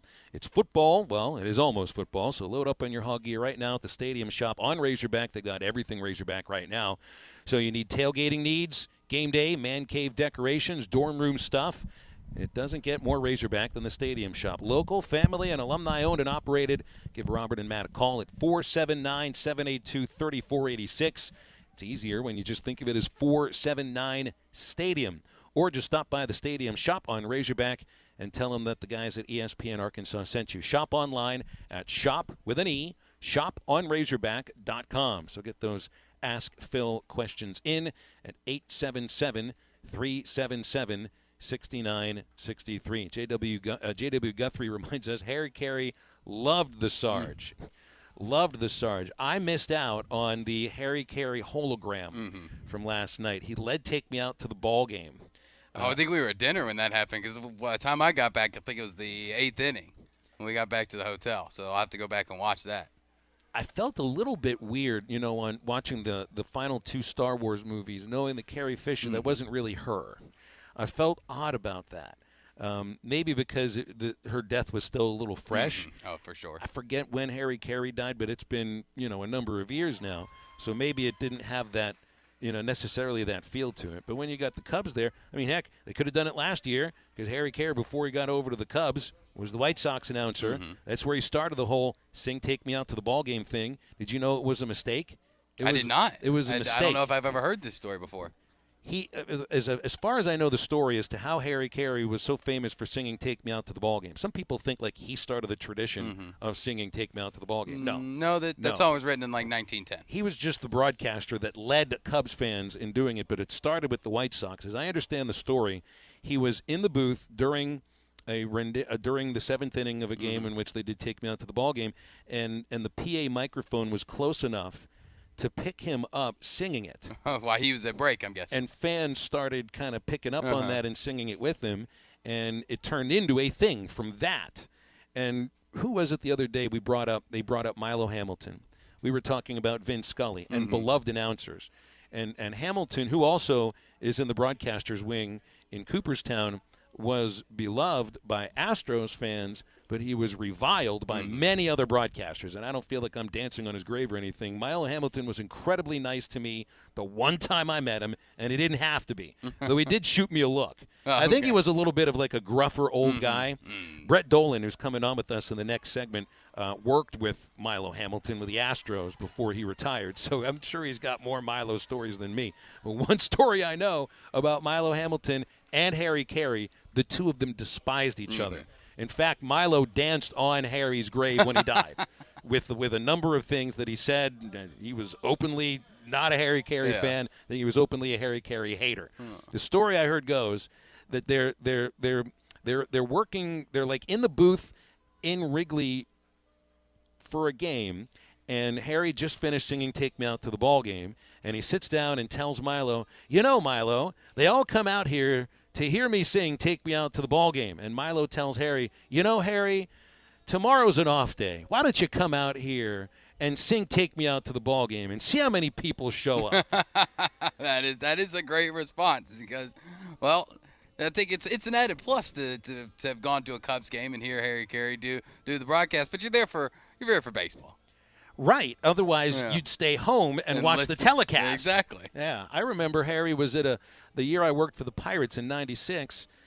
I think he might have actually done "Take Me Out to the Ballgame" one game at Three Rivers, because by then he was sort of like a coast-to-coast icon because of WGN. This was still before Will Ferrell did his imitation of Harry, in which basically... What's your favorite planet? Well, see, here's the problem Mine's with that the imitation. Everybody's own imitation of Harry Carey is their imitation of Will Ferrell. That's how I do. Yeah, Harry Carey never asked about, is the moon made of green cheese? Maybe it sounded like a question he would have asked. That actually was something I was worried Bill Valentine would ask me on Traveler's Sunday broadcast. He and Harry Carey could have done quite a broadcast together. It would have needed a 7-second delay. For sure. Then again, Harry did games in the outfield with no shirt on. And there are some very interesting photos of Harry Carey drinking with female fans out in the bleachers at Wrigley Field. I mean, we were born in the wrong time of broadcast, weren't we? I don't know. Sometimes, I mean, come on, Phil. I mean, I know. So we've talked about this, but how great would it be just between innings, go over to the other side of the press box, go ahead and give me a pull tab. Let me pull me a draft of Budweiser or whatever the local beer was. I mean, come on, it's the heyday. Well, Harry also was famous for, theoretically drinking on the air. I'm a Cub guy, and I'm a Bud guy and a Cub fan, or a Cub fan and a Bud man. Steve Stone wrote a book about working with Harry Carey called Where's Harry? And he reported that quite often that cup was filled with water because he had a character to promote. But out of all these broadcasters we talk about, Jack Buck is known singularly for the Cardinals and for NFL as well. Vin Scully, Dodgers, first and foremost, and then some of the national baseball games he called. Kurt Gowdy, Red Sox, first and foremost. I'm forgetting the name of the Royals, and Denny Matthews, Royals for like 40, 45 years. It's rare that the broadcasters move on to another place and become just as legendary, but that's happened with John Rooney. That's happened with John Miller, Orioles and now Giants. Yep. And it happened with Harry Carey. But it happened with Harry in 4 different places. I mean, he was the ultimate free agent broadcaster before major league players were free agents. Well, who's the fourth? I know he's in St. Louis with the White Sox and the Cubs. Who else was he with? He did the Athletics for a period of time before the White Sox. Okay. But everybody connects him to the Cubs because of WGN. But, the Cubs were only a small part of his career. All right, we're going to take a break. After it, we're talking with Brett Dolan, Arkansas basketball, and why the heck does everybody seem to love the idea of baseball in Iowa so much? Yes, I know, Field of Dreams and the book Shoeless Joe. But we'll get into that more with Brett Dolan next on Halftime.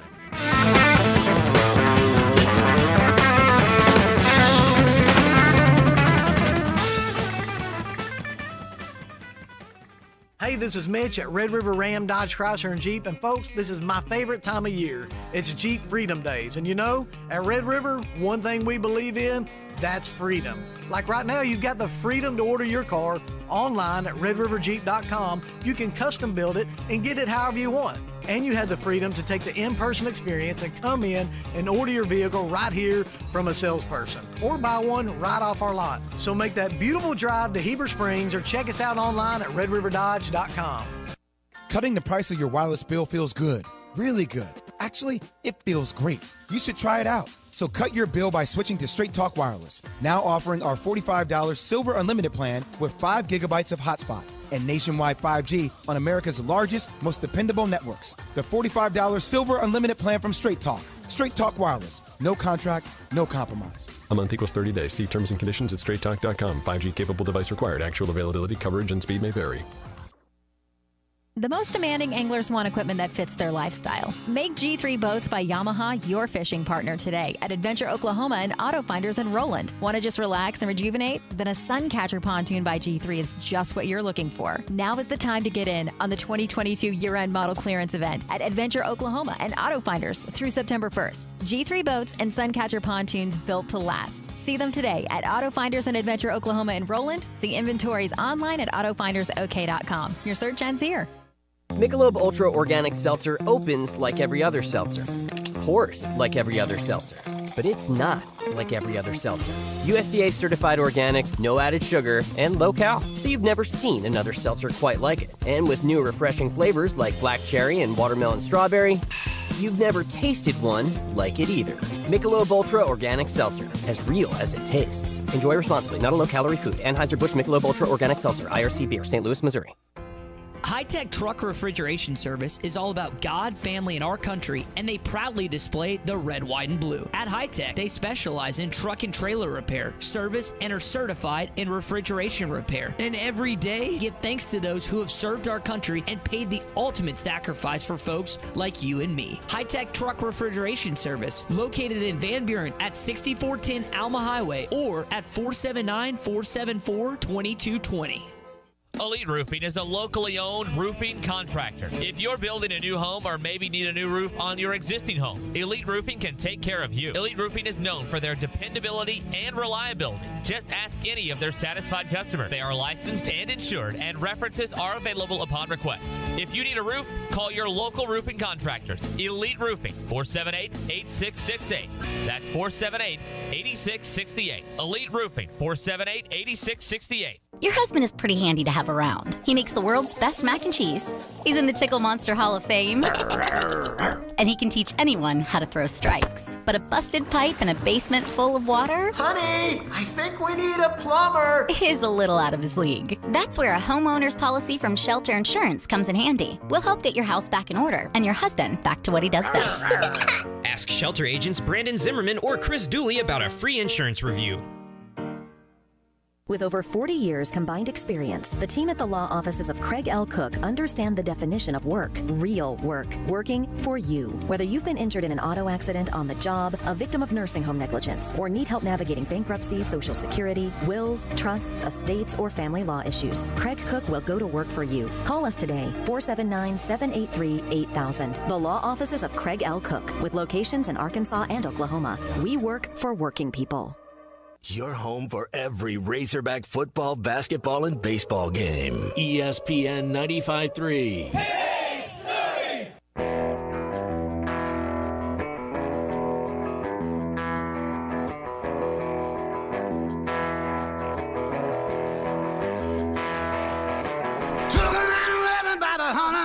Down a back road where the White River runs and the southern sun makes a cousin grow. You're listening to Halftime with Phil Elson, Matty T, and Drew Barrett. Want to jump in the conversation with the guys? Call or text into Halftime at 877-377-6963.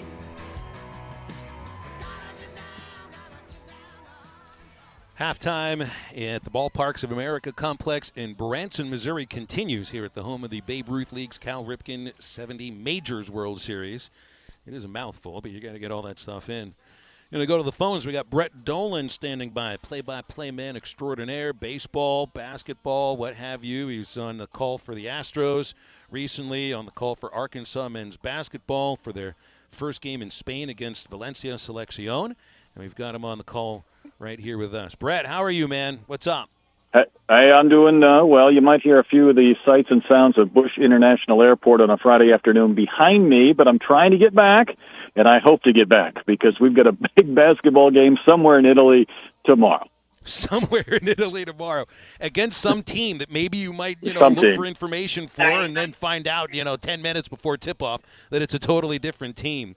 I texted with Zim about that earlier this morning. He's like, yeah, you just never know when they're playing basketball over there. So, I mean, your focus is all on Arkansas. It's certainly not on the opponents. It's a little bit different than when you're doing the SEC Network or SEC Plus games. But as far as watching Arkansas, man, they look like a heck of a lot of fun to watch, even if you're just across the pond and doing the game on a screen. Yeah, I think so. And Phil, probably going into that first game, I had a couple of expectations, knowing that was a little bit dangerous. But I thought this team might struggle a little bit still to shoot from the perimeter. I thought it could be sloppy because, again, this is August, and it's not November or December or March or whatever the case may be. But after watching about 7 or 8 practices before they went across the pond, I was just intrigued by their length and athleticism. And, you can look at the roster and realize this is a bigger team or their wingspan is a wider or longer team. But when you get to see it in play and how that kind of disrupts passing lanes and how that alters shots, and the athleticism too, I think that's going to be exciting to watch, albeit, there will be some learning curves and some pains as well along the way. But my goodness, it's a very athletic team. Along with the length and along with the athleticism and the size is a quickness that goes along with that, and that's key.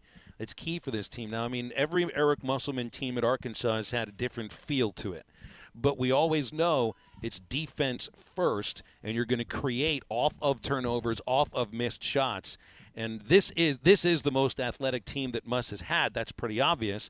The speed would go along with it, and I would think that as long as they adhere to the principle of defense, they're going to get a lot of opportunities just off their defense alone. No, I think you're right, and I think that's probably a very good way to phrase it as far as the speed for these teams, because when I mentioned sloppy, there were times I felt like they were almost going too fast for their bodies, right? Just trying to run out and get a slam or attack a little bit of a pressure, and sometimes that comes with the youth, but again, that's the speed to be able to gamble a little bit, to try and jump into passing lanes, and there's going to be some dunks and some runouts, and there may be some easy baskets on the other end. I have great confidence that Muss over the next month or two will be able to rein that in, but you can't teach athleticism. I mean, you can't go out and create that. So that's obviously what these guys have. And, you and I would probably be intrigued on seeing this team practice and play if they had, say, one McDonald All-American or a 5-star. When you throw in 3 of them, and then the other guys are extremely high recruits, and then you mix in a few guys that are transfers like a Trevin Brazil and others, I mean, it's just really unique. And Muss has said before, I don't have a lot of patience, but I'm learning it. And I still don't know if he's learned a lot of patience, but, he's going to have his hands full. But, again, you just can't go out and recreate this athleticism anyplace else. Well, he got a technical in game 1, so I'm guessing the patience is going to take a little bit longer there. But Brett, when it comes to this team, I think one of the main things that people may have a little bit concerned, you see the athleticism, the 17 dunks, that's phenomenal. But in today's college basketball, the three-pointer really is the great equalizer. And coming off of last year's Elite Eight run, great team, but was one of the worst per three-point percentage teams in the country. Is that problem going to get fixed with this new group of guys, and who are going to be some of the guys that have that great stroke from outside? No, it's $1 million question, Drew, and I think it's the one that we're just going to have to continue to watch over not just this tour or even early in practice, but I really say the entire non-conference slate. I know I will sit with visitors at practice from time to time, and I'll just turn to somebody and say, who's going to be the next scorer beyond Nick Smith? Who's going to be the guy that can go out and knock down 3 or 4 threes? I don't know if there's an answer to that yet. It's hard to do it collectively and say, well, this group can find a way night in and night out. I'd like to know there's 2 or 3 guys that can go out beyond the arc and knock down some shots. I still don't know if we know that yet. And when Valencia threw out the zone the other day, there were a couple of moments where it felt like, well, can we attack and drive and create something? But we all know in the SEC you're going to have to step out and knock down some shots. And right now, I don't know who the second or third or fourth option will be to do that. Mm-hmm. And when teams go on these European tours, Bahamas, Mexico, just these international trips, the competition, it's pretty low. I mean, there's been some stories of games being delayed because guys couldn't get out of their 9 to 5 and put their tennis shoes on fast and quick enough, so they had to wait for the opposing team. When you watched that game earlier today, what actually the competition they were playing against and that they played against yesterday and might be playing against in Lake Como if the team that you scheduled actually shows up and that's who you end up playing, where would you actually put the level of competition that they're facing as far as it translates to college basketball? Oh, that's a great question. Obviously these kids are a little bit older, less skilled. I think the one thing that stood out to me, at least in game one, is while these guys might be a version of professionals or loosely termed as professionals over there, I don't know if they play much together. So that's the other issue. You can take 7 or 8 pretty good players, but if they're on different teams or different units and they don't run the same offense or they don't play a lot together, it's still going to look a little bit haphazard. And that's where the sloppiness comes in. And I think anybody who takes that tour over there realizes that if you have 4 games, maybe you get 1 against really good competition. What was it, Auburn that lost against a real good team in Israel? And maybe you get another game where it's okay, and the other 2 are somewhat glorified scrimmages.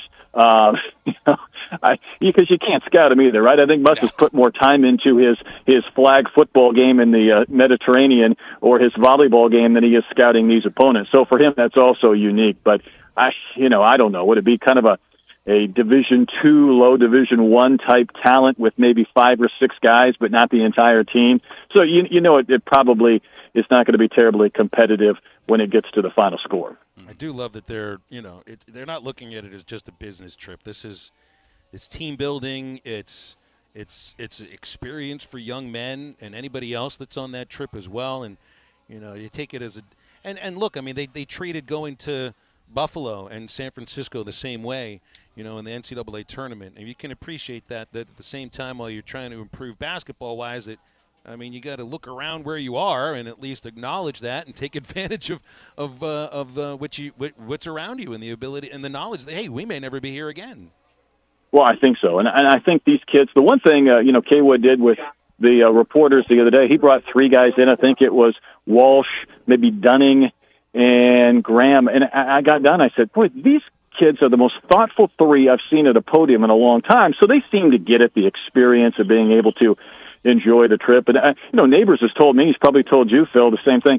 Schools used to recruit against each other based on their foreign tour. Hey, you come here, we're going to get to go to Italy. You go to that other school, you're not going to do that. I don't know if this group cares because there's a few that won't be here for the entirety, but I do think they enjoy this experience, and there's probably no coach like Muss to kind of get the most out of it when it comes to seeing sights or going over to Switzerland. And I got to tell you, he's one hell of an option quarterback too. That pitch he ran in the in the sea, or he kind of faked the run and then got the pitch in stride. I mean, that was Jamel Holloway-esque. That was a thing of beauty. All right, I got to change the subject just a little bit here. All right, Brad. This was at the Field of Dreams game. This is the hologram of Harry Carey.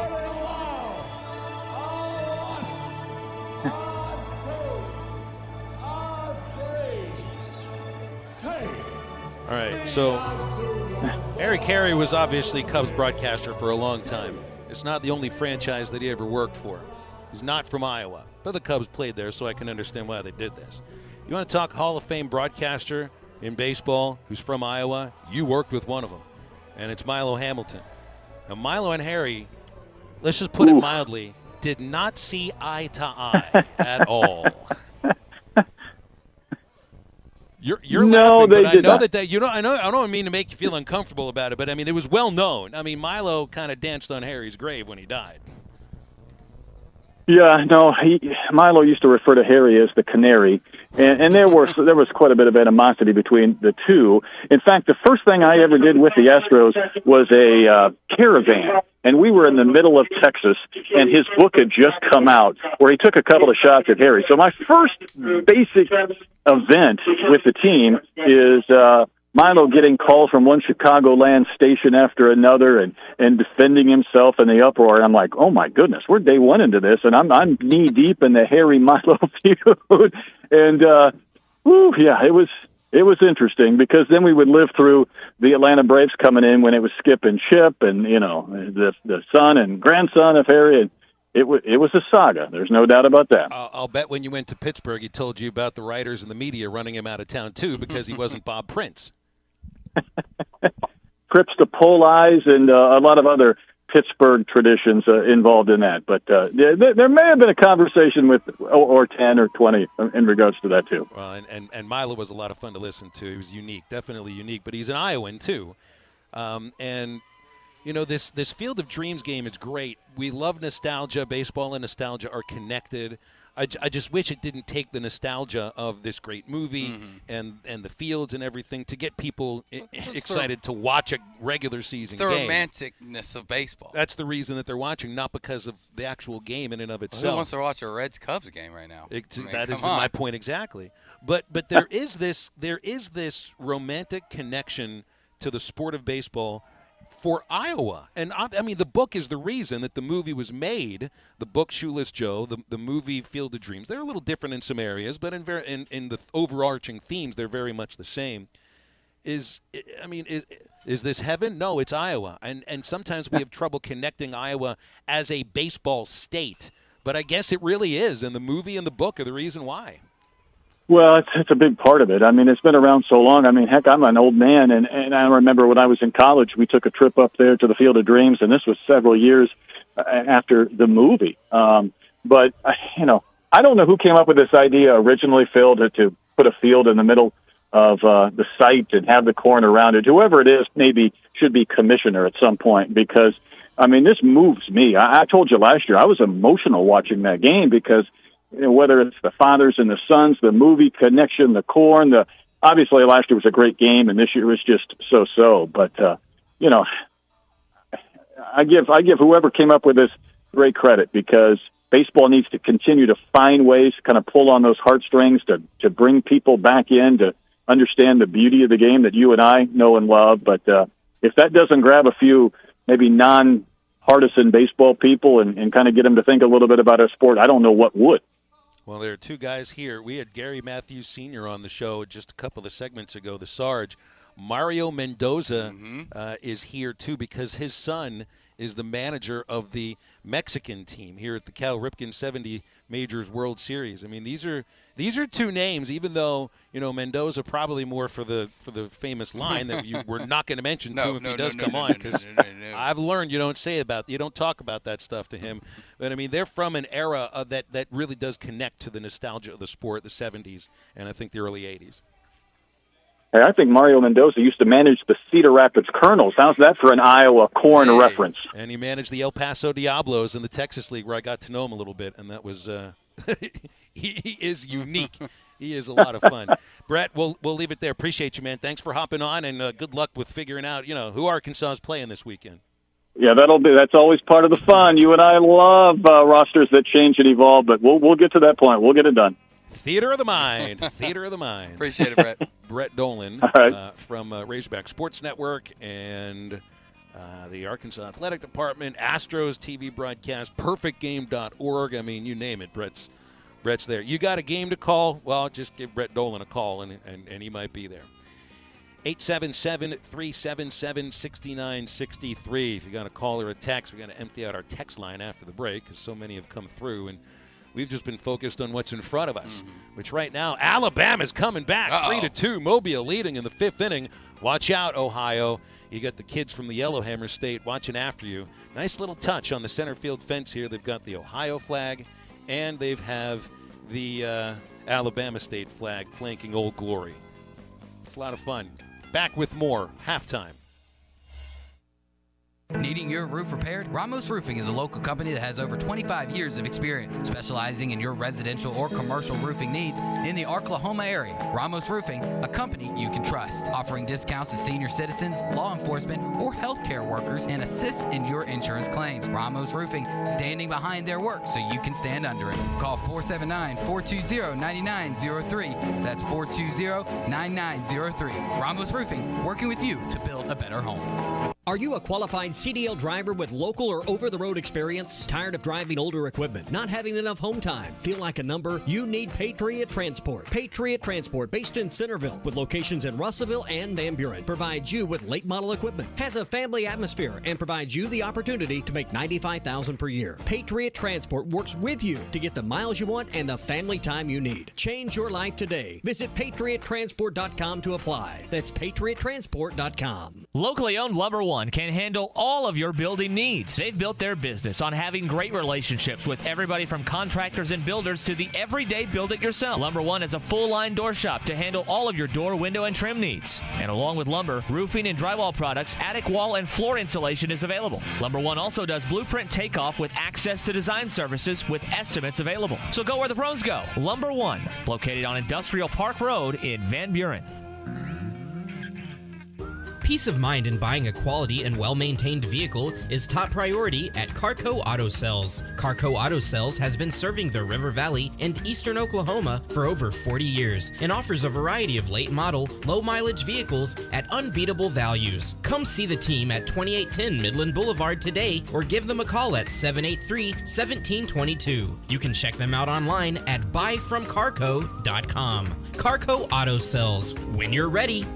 Metal Direct offers high-quality prefabricated metal buildings, metal roofing, custom trim shops, carports, and more. They strive to be a company where contractors as well as do-it-yourselfers are welcome. Metal Direct assists you in calculating the materials needed to complete your project, all at a rate you can afford. Stop by their location at 7420 Inmar Drive in Little Rock, one block off University behind Napa Auto Parts, or call them at 501-562-3112. Metal Direct, the right material for the right price. Westhart Plumbing says thank you to all their friends and customers who call 646-5151 for fast, professional plumbing work. They're here to help and ready to serve everyone in the River Valley. Westhart Plumbing proudly keeps professionals working around the clock to fix leaks, clogs, and other problems. So during your summer fun, if you notice slow drains, drippy pipes, or leaky faucets, Westhart Plumbing can fix the problem. Just call 646-5151. Westhart Plumbing and expert drain cleaning since 1993. They keep you flowing.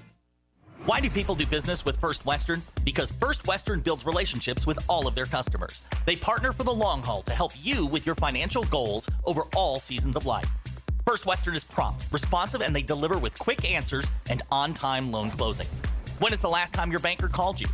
If you are looking for a high level of service and a financial partner who will listen and respond, try First Western. For more information, visit them online at firstwestern.com. Member FDIC, Equal Housing Lender. Arkansas Glass and Mirror Company has two locations, 1316 South Zero and 200 South Zero Street in Fort Smith, serving the glass and glazing needs of Fort Smith, Northwest Arkansas, and Eastern Oklahoma, commercial and residential. Tub and shower enclosures, mirrors, glass table, and countertops cut to custom size are just a few services offered by Arkansas Glass and Mirror Company. Arkansas Glass and Mirror stocks laminate glass, plexiglass, Lexan, window glass, and mirror and plate glass. For more information, call 646-4300. That's 646-4300. Your home for every Razorback football, basketball, and baseball game. ESPN 95.3. Hey, Surrey!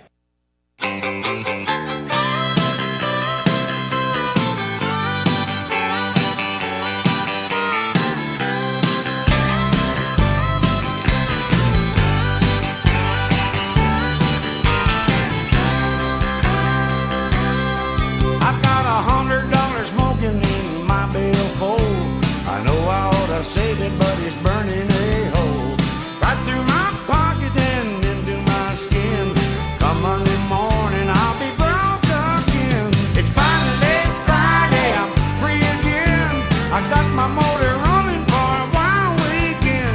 sure to follow Halftime on Twitter at HitThatLineAR and on Facebook and Instagram at HitThatLine. Follow the guys on Twitter at PhilElsonPXP, at Matt Travis, and at DBarrett36. Now, back to the guys. Here's Phil Elson, Matty T, and Drew Barrett. Fridays are the Fish City Grill Lunch Bunch on Halftime, and usually Drew's in there with Matty to enjoy whatever it is Fish City Grill has dropped by, but it's just Matty today. Matty, what are they feeding you this afternoon? Man, it's been, we had it twice this week. They started us off this week with crab legs on Monday. Well, today they brought baked oysters. Ooh. And I know Drew's really upset that he didn't get some, jealous. but good news, Drew. Candy in the office ate them up, and she said they were delicious. Oh, well, that's very nice. I'm glad Candy got to. So at least you can think about that. And also some shrimp and grits, which I also understand were delicious. Now, I jumped right on the shrimp when it came in, so that's what I had, some shrimp rice and hush puppies. So then somebody else had the grits, you had the shrimp. That's right, yeah. Well, sounds good. Well, I could eat oyster any way they possibly come, so I'm certainly very envious. I'm just not an oyster guy. Hey, that's fine. More for me next time. Not everybody is. Not everybody is. You're not expected to eat everything that's dropped there, especially if you're not into it. It's just a good thing Candy was there. Yeah, otherwise, and that's the great thing about Fish City Grill. Yeah. There's so much great stuff to get. But yeah, she said they were amazing. So for somebody that does like oysters, apparently they were very, very good. Big thanks to Fish City Grill, keeping them fed every week. You can check out their monthly chalkboard specials on Facebook or see them in Rogers or Fort Smith. Fish City Grill. Joined by Stuart Grimm from the Branson Convention and Visitors Bureau.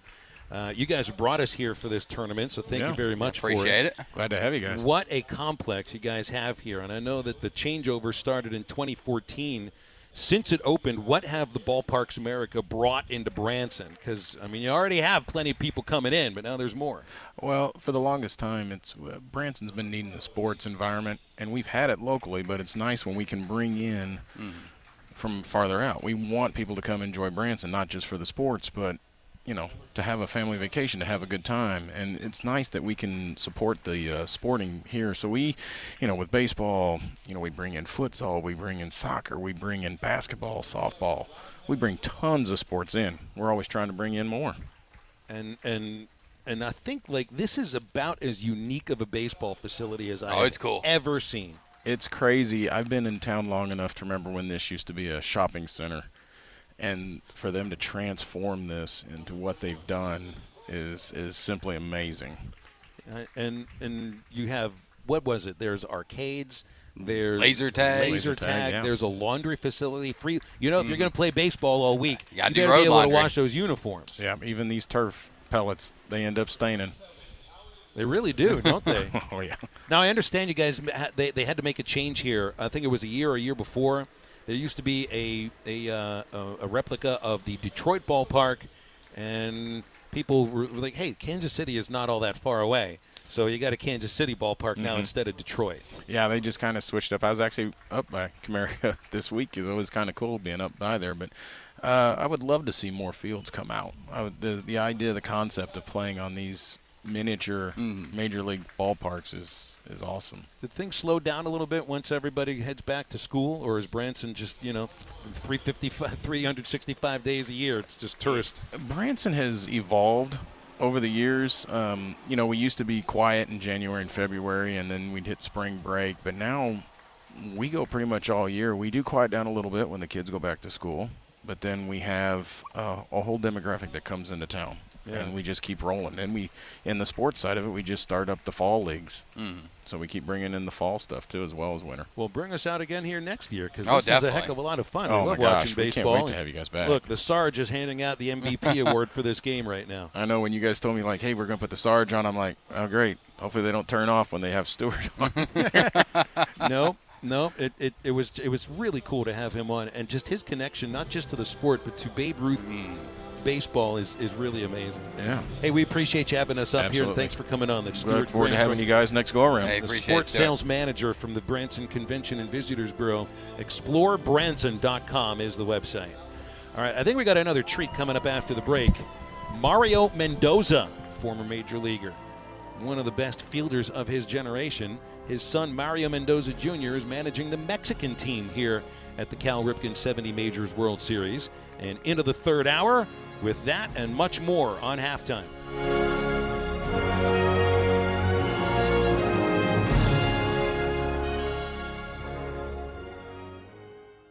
Back to school cash at Harry Robinson's Sallisaw Ford, 1 mile south of exit 308 off of I-40 in Sallisaw. $1,500 off on every pre-owned vehicle, but this week only. It ends this weekend. Yes, it ends this weekend, so get down here and see us if you want $1,500 back and back to school cash. This is where you got to come. Harry Robinson, Sallisaw Ford, and two, we're the best of both worlds. You get more for your trade, you get your $1,500 back and back to school cash, and why not upgrade and get a newer vehicle and lower your payment? Plus, you got a great selection right now. Not just the pre-owns, you got some brand new Fords that are in. Those are hard to come by. Yes, they definitely are. We've got some F-150s, some Expeditions, some Explorers. We've got a Mustang out there. This is where you want to buy your new vehicle. We are not charging over MSRP. There is no market adjustments. You get your rebates. You get your discounts. This is where you want to buy your new vehicle. Plus $1,500 cash back on every pre-owned right now for back to school. Harry Robinson, Sallisaw Ford, 1 mile south of exit 308 off of I-40 in Sallisaw. If you farm, you have enough to worry about without worrying about how much more you're going to owe once your current variable or balloon interest rate increases. Interest rates are on the rise. This is the time to check out Farm Credit's long-term fixed rate options. Farm Credit offers the longest terms in the ag industry. Long-term fixed rates mean there's no surprises and your payments remain the same for the life of your loan. That's peace of mind in this changing interest rate climate. Find a Farm Credit office near you at myaglender.com. Set your operation up for success and rest easy. Equal housing lender. Norris Material and Supply Flooring Center now offers in-stock vinyl plank flooring starting at 89 cents per square foot. If you're a do-it-yourself kind of person, they have all the materials needed to lay your new flooring, or you can choose their professional installation. Whatever your choice, give them a call today to get a free same-day estimate. Financing available. For the best customer service from flooring to countertops, Norris Material and Supply Flooring Center is your local flooring professional. Check them out online at flooring.norrisms.com or on the corner of Wheeler and South Y, 479-289-7111. Hablamos Espanol. Wheels RV wants you to seek out all the natural state has to offer this year. Explore Arkansas in a new RV from Grand Design, Forest River, KZ, Heartland, Keystone, or Alliance. All the best brands at the best prices. Enjoy peace of mind with our lifetime warranty on every new RV and a mobile service shuttle to keep you camping. So come on in and discover why Wheels was voted the best RV dealership in Northwest Arkansas. Wheels RV, 5 miles west of exit 72 off of I-49 in Springdale. Seek, explore, discover with Wheels RV. ESPN Arkansas weather. For today, plenty of sunshine. Our high this afternoon into the low 90s. We're clear tonight, overnight low 65. Saturday, back to sunshine. Our high into the low 90s. And then it looks like Sunday we should see plenty of sunshine, highs in the mid to upper 90s. I'm Sally Russell with your forecast on ESPN Arkansas. Listen to every Razorback football game this season right here on ESPN 95.3 and hitthatline.com. Proceed. KERX Paris Fort Smith. This is Halftime, coming at you from the Busch Light Studios on ESPN 95.3. It's what I always listen to.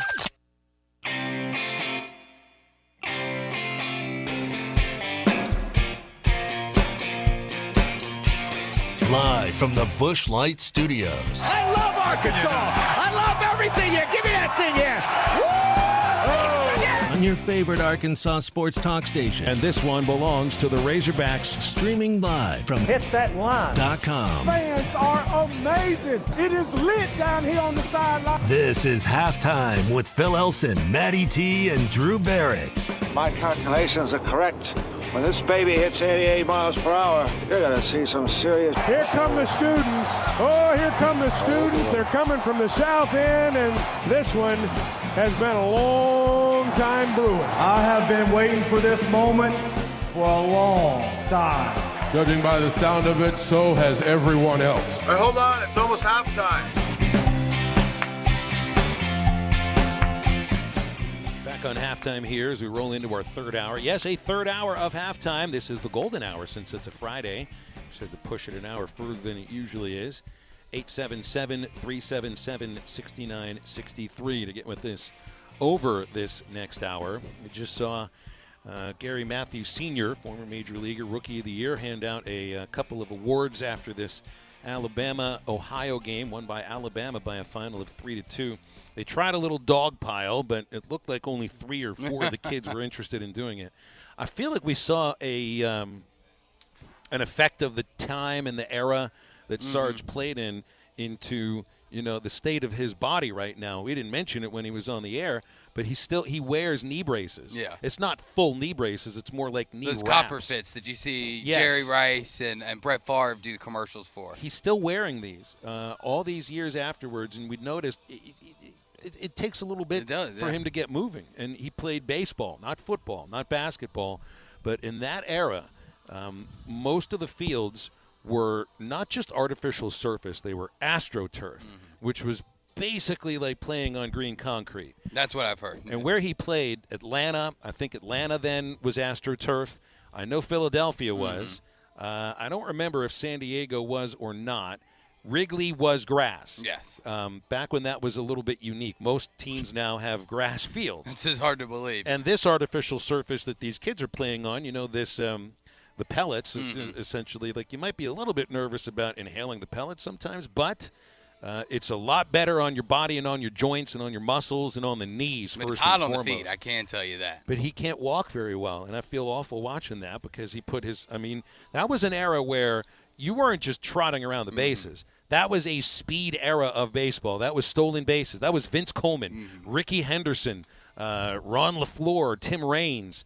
Matthews could run too. He was a power speed guy back then when that really meant something.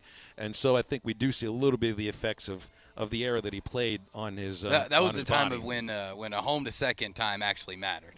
Yes. When a 60 mattered. Now home to second is all right. Can you trot? Can you get there? Well, Can you touch the bases? You got the Manfred man, so maybe they're just looking at now they're looking at Homer anyway, no matter what time it is. Let's go through some of these texts here because we got so many of them. Aaron in Mountainburg enjoys listening to us talk about the old baseball BS. Yeah, unfortunately, it's not just a baseball show, but I feel exactly the same way. J.W. Guthrie says Harry got drunk, comically drunk during those midweek games on occasion. Brandon in Paris wants to know if you're going to start slapping my face before the show. I mean, I can when we're in person. But I'm not a closer. I'm a starting pitcher in this case. That's true. So it's Ruskin and Zach that are the closers on ESPN Arkansas. So go slap them. I will. On my way back, I'll make sure I stop through in Springdale, and I'll give them a good smacking. I'm sure everybody would want a video of that, too. I think you might be waiting in line, though, if that's the direction you're trying to go. Hawk over Harry is what Jackson says. That means Hawk Harrelson over Harry Carey. 2 homers if there ever were. Hawk Harrelson, of course, put him on the board. Yes. And did Mr. Piv, did he hit his inhaler before the slap? Did Matt Cronin? And I think he did take a breath of the inhaler before he would get slapped in the face. So, yeah, I do think that was a thing for him, but I think it was more than anything about the slap in the face. Also, another question here from it's Aaron in Clarksville. He wants to know, so he says he knows Arkansas plays on September 3rd, but that's not the first week of college football. So he wants to know what is actually the first televised game for the college football season. So it's week 0. Only one SEC team is in action, and it's Vandy, and they've got your late game at Hawaii. Love a good Hawaii nightcap. Well, it's going to be a 9:30 kickoff Central Time, so you get to stay up kind of late for that at Clarence T.C. Ching Athletics Complex, Honolulu, Hawaii. But the first college football game of the year is Austin Peay at Western Kentucky. I mean, when these two teams meet, you got to take everything off your calendar. I mean, you really do. And this is actually the second out of 3 years that Austin Peay has opened the college football season. If you remember back to 2020, the first actual college football game was Austin Peay versus? Don't remember. Central Arkansas. Ah, that's right. First game of 2020 was Austin Peay versus the Bears of Central Arkansas. Are you telling me Austin Peay is kind of like what the Cincinnati Reds used to be, where they were supposed to play the first game? So we got to get the non-existent commissioner of college football to go out and toss the coin. In Bowling Green, Kentucky. You do have a big, how big is it? Maybe big. Big Ten, Nebraska and Northwestern, a week 0 conference game in the Big Ten. Kind of interesting. Idaho State at UNLV. UConn under Jim Mora at Utah State. Brett Bielema hosting Wyoming, the Cowboys and the Illini. Duquesne from Pittsburgh. The Duquesne Dukes All playing right. at Florida State. That's a nice way to open the season for the Seminoles against the Duquesne Dukes.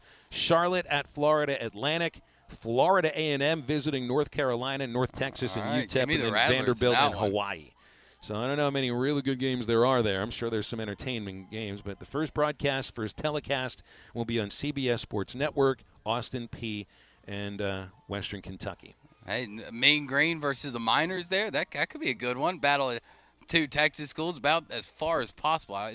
North Texas is in northeast Texas, and El Paso is about as far west as you can go, right? If I remember correctly, my Texas geography. In here. Texas, yes, that is the probably farthest the two west. farthest opponents that can play in Texas. That's right. That is exactly right. Let's see here. And so the SEC, so Vanderbilt, we're going to count them as an SEC team, but everybody else starts playing week 1, not week 0. And so, Arkansas Cincinnati is a great game, a really good game, but you also have Georgia and Oregon that week in Atlanta in the Chick-fil-A kickoff.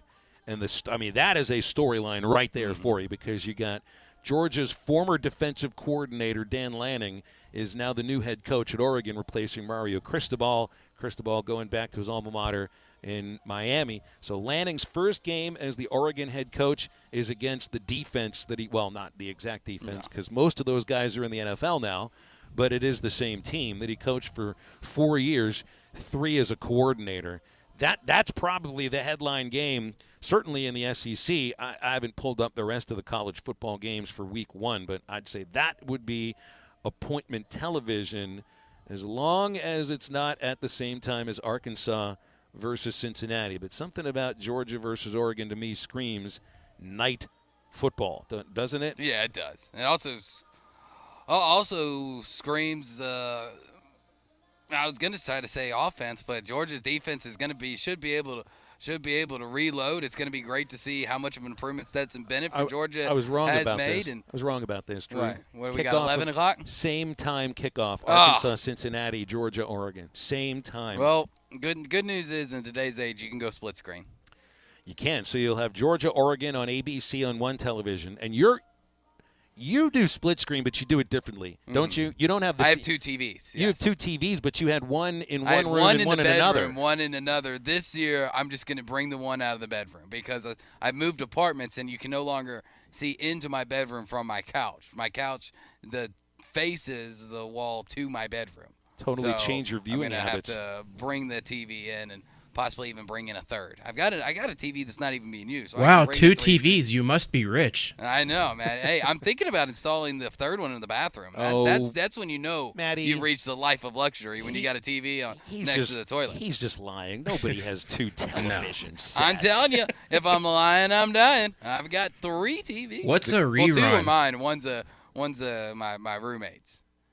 Hey, Maddie, if you ever have a kid like Drew, I'll disown you. I'm sorry. We just keep doing lines from Back to the Future. That's what you get with a third hour. Once you start, you can't stop because it hurts. It is the golden hour. This is the first official golden hour. This is the first official mess-around hour in the 15th hour of halftime. So we're not supposed to talk about anything serious, right? Well, here's the lead-in for Arkansas, Cincinnati on ESPN. At least you're on the main network. Mm-hmm. Georgia, Oregon's ABC. Arkansas, Cincinnati is ESPN. North Carolina State at East Carolina is the lead-in for the Hogs in Cincinnati on ESPN. It's not a bad game either.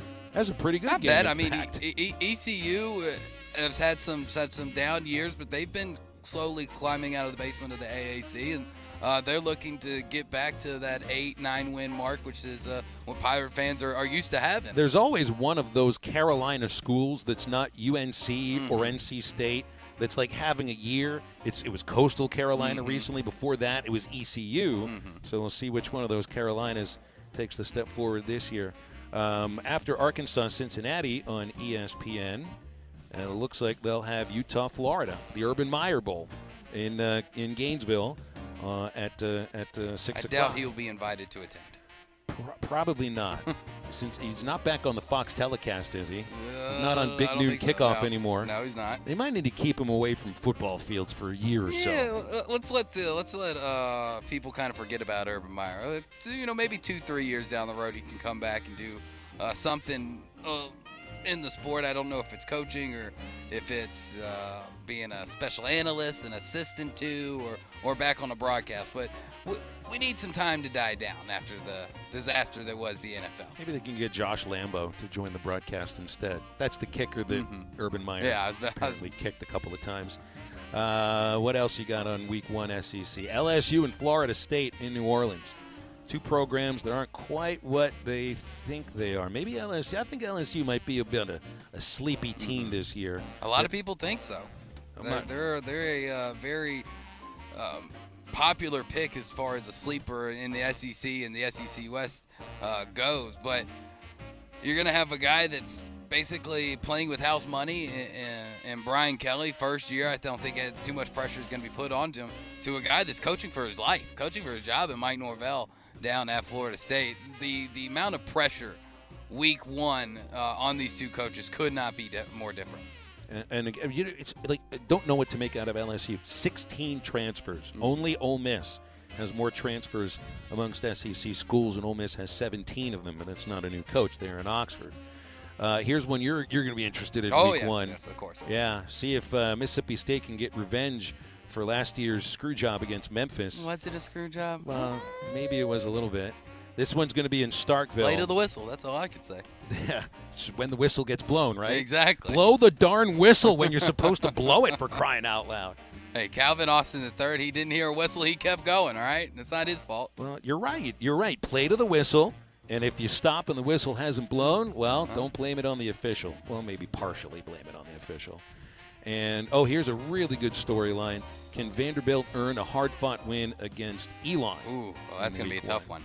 Outside of that, Alabama, Utah State, Auburn, Mercer, In state, I mean, that's kind of something. Kentucky against Miami, Ohio. I don't know how good Miami, Ohio is, but I wonder if John Calipari is going to be watching that game at Kroger Field.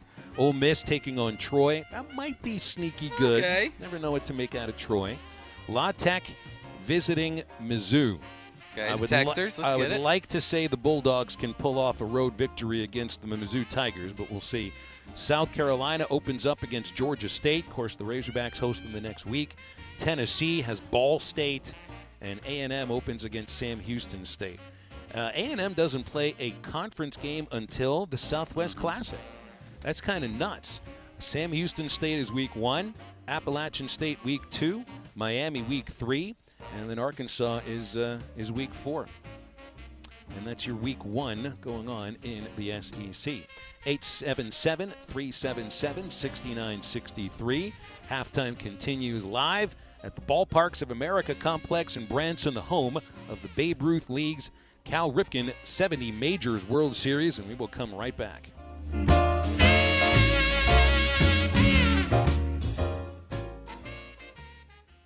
Previously on Halftime. It looks like a wreck. It's in the hole! It's in the hole! Hey, I was hoping. See, who has not stood there and shouted, "It's in the hole," even if you've never played golf in your entire life? It's one of the classic scenes of all time. It really is. I also imitate the old people at the beginning of the movie every time. The company you can trust when it comes to building quality fencing and gates is looking for quality people to join the Fenceman team. If you are a fence builder or have building or welding experience, apply in person at 1213 North 32nd Street in Fort Smith. The Fenceman offers great pay and a $500 sign-on bonus. Join the top fence building team and get a $500 sign-on bonus. The Fenceman. Apply today in person at 1213 North 32nd Street in Fort Smith. The Fenceman is an equal opportunity employer. Now that's a dandy white perch. Big old slab. C'est bon, sacalé. One beautiful crappie. It's a paper mouse. Some serious crappie. Nice speck. We got crappies.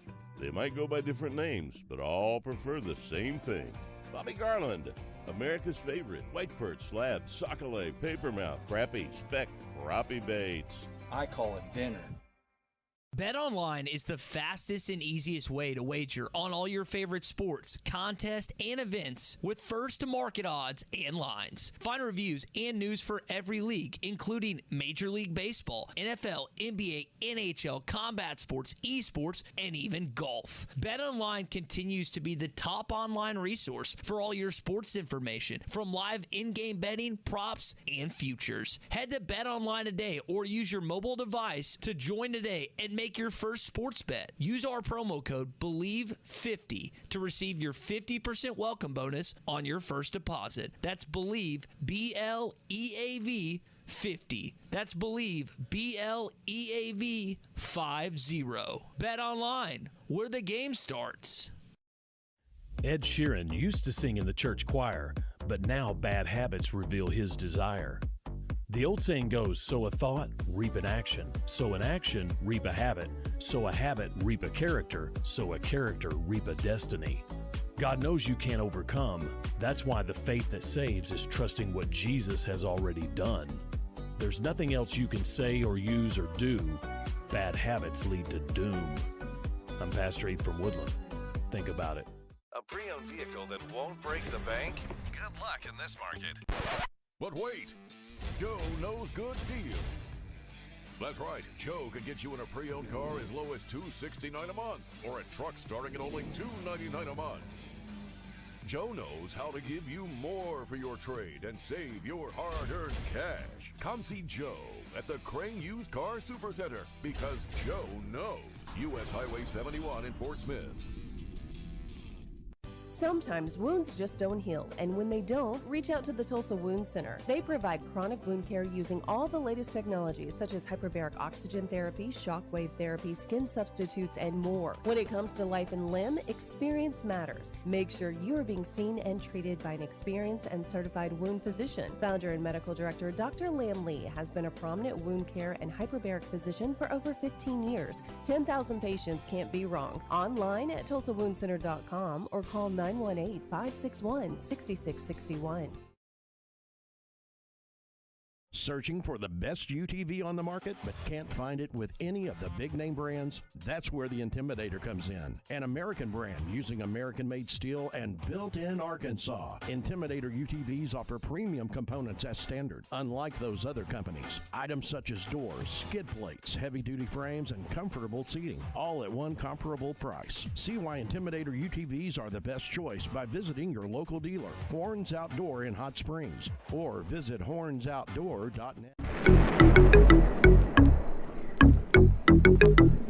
Get busy, y'all. Get busy, y'all.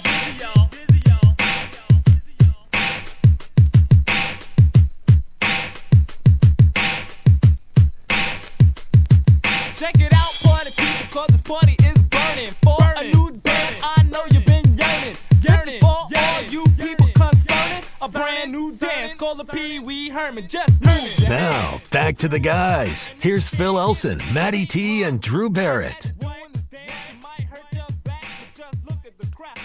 Moving along here on halftime in our third hour at the Ballparks of America complex in Branson. If you're out here by anywhere near the Branson area, they have the International and American Championship games later this afternoon. 5 o'clock is the international game.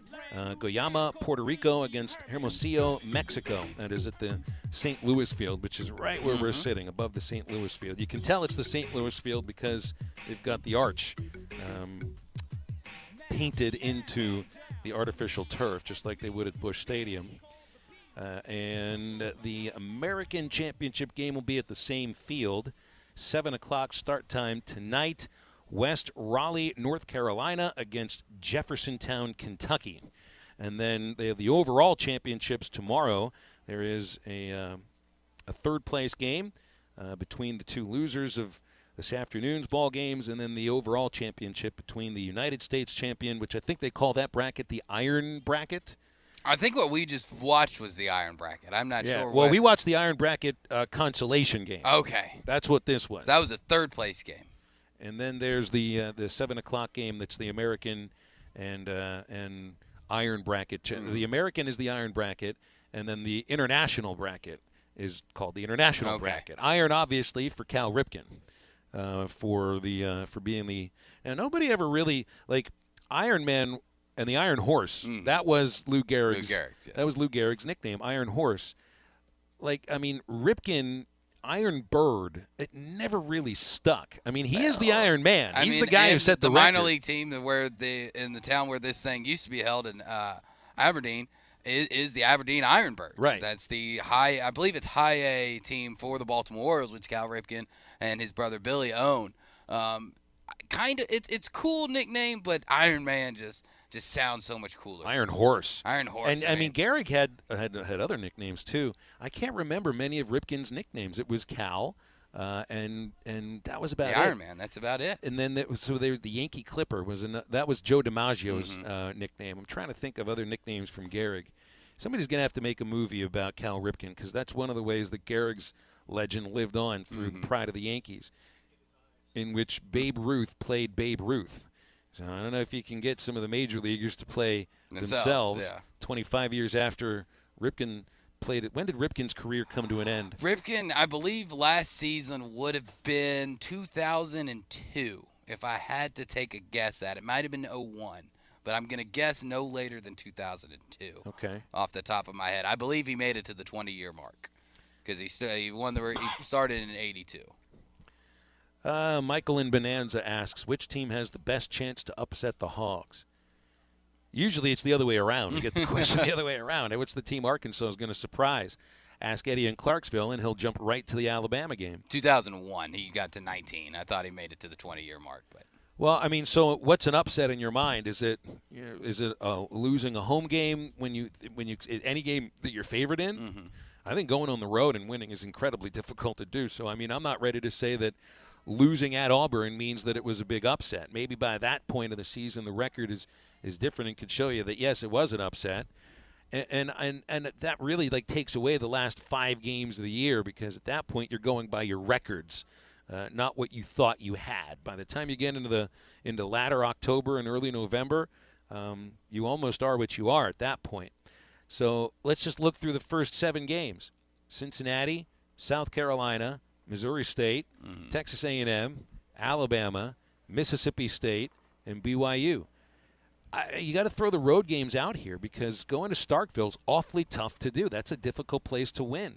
And I think that's a game that could come down to the very last play, just like it did last year, in which you felt you got a little lucky with Mississippi State's kicker missing a couple of makeable field goals.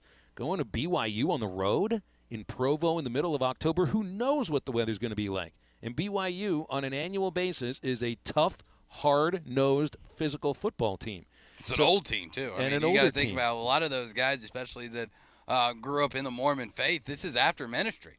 I mean, they're not starting college until they are about 2021. I look at the first game of the year at Cincinnati. And, again, I mean, is that an upset? Cincinnati, if you look at the coaches poll, is ranked ahead of Arkansas by 1.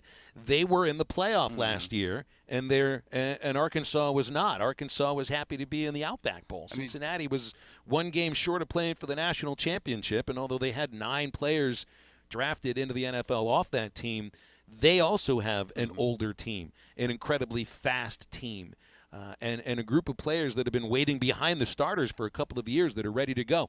I don't know if I'm ready to say that a loss to Cincinnati would be an upset. South Carolina feels like it would be an upset. I don't know, especially with the way that they have bounced back. They've been the feel-good story of the SEC East this year with a dynamic player like Spencer Rattler. I think Spencer Rattler, and I'm not the first person to make this comment or have these thoughts, that he really did get a bad rap at Oklahoma. You think, we kind of just remember some of the mistakes he made, but he was a great quarterback and still is a great quarterback. I don't know if that would really be considered an upset. Honestly, what is considered an upset on this schedule? I mean, outside of the real obvious of Missouri State, what team would truly be an upset? I think losing to Missouri would be an upset. Outside of that, I really don't think that you can say we lost a game that we 100% should have won. because you are playing in the toughest division. Everyone else in your division is set to be on par like they were last year or take a step forward. And I don't even think you can call State an upset just because of we're in year 3 of Mike Leach. Historically, at every stop that he's been, year 3 is the year that he really gets it going. He's got a returning quarterback who knows the system. They're going to look to try to, I'm going to guess that they're going to be a little bit more of an air raid than a dump and pass type of offense that they had last year. So realistically, 2 out of 12 could actually be considered an upset. I mean, I think that's fair. Yeah, I think it's difficult at this point here to decide what necessarily would be an upset and what would not. On the other hand, like I think one conversation that might be legitimate here too is what do you think Arkansas does on the road this year? And not counting the game in Arlington as a road game, that's neutral site. Going to Provo, going to Starkville, going to Auburn, going to Columbia, Missouri. 3 out of those 4 visits, I think, are incredibly difficult places to win. Now, admittedly, and Starkville is going to get harder because they're now going to have a hog pen style place up in the upper deck where you can bring your own alcohol. Yeah, but it's Missouri. Nobody's going to be there anyway. No, so Mississippi State. Oh, Mississippi State. All right. Well, yeah. Missouri, I mean, there was a reason why they wanted to play that game at the Chiefs Stadium a couple of years ago because they're not going to have anybody at that game. It's just not going to happen. But, I mean, I think Arkansas's program is in a little bit of a better place than Mississippi State. So a loss to Mississippi State, is that an upset? In Starkville? Man, I don't know. It's I'm on not the ready road. to say that. I wouldn't say it is. Same with Auburn. I feel like Arkansas is in a place where their programs are in a better position than Mississippi State and Auburn, but you're playing them on the road. And you know Auburn is still going to be just a raucous situation going on there. And They don't take – doesn't matter how good or bad the team is. The Auburn fans, they don't take a Saturday off on the plains. I guess there's a reason why we go into this thinking, well, it is the toughest schedule in the country, or at least it should rank near the top. And that also goes to the idea that it's kind of difficult to pick and choose here what you think is an upset against Arkansas, but certainly an upset win for the Razorbacks would be Alabama. That's an upset. I think if you go on the road and beat BYU on the road, I feel like that's going to be an upset. I feel like Arkansas. It depends on where BYU kind of is in the rankings and where they are to that point. Well, and what they do up to that point, that's right. But I feel like all things being equal, Arkansas would be the underdog at BYU. So maybe there's a chance for a quote-unquote upset there. Otherwise, there's a lot of evenly matched games in some of these cases. 877-377-6963 if you've got a call or a text. More halftime. We got 30 more minutes of it, and we'll come right back.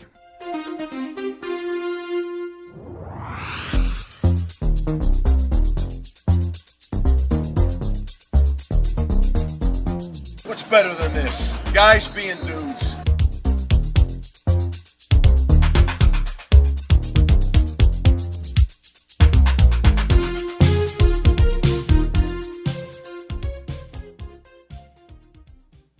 Attorney CPA Joe Cordell. Hopefully you and I agree that you should do everything you can to save your marriage.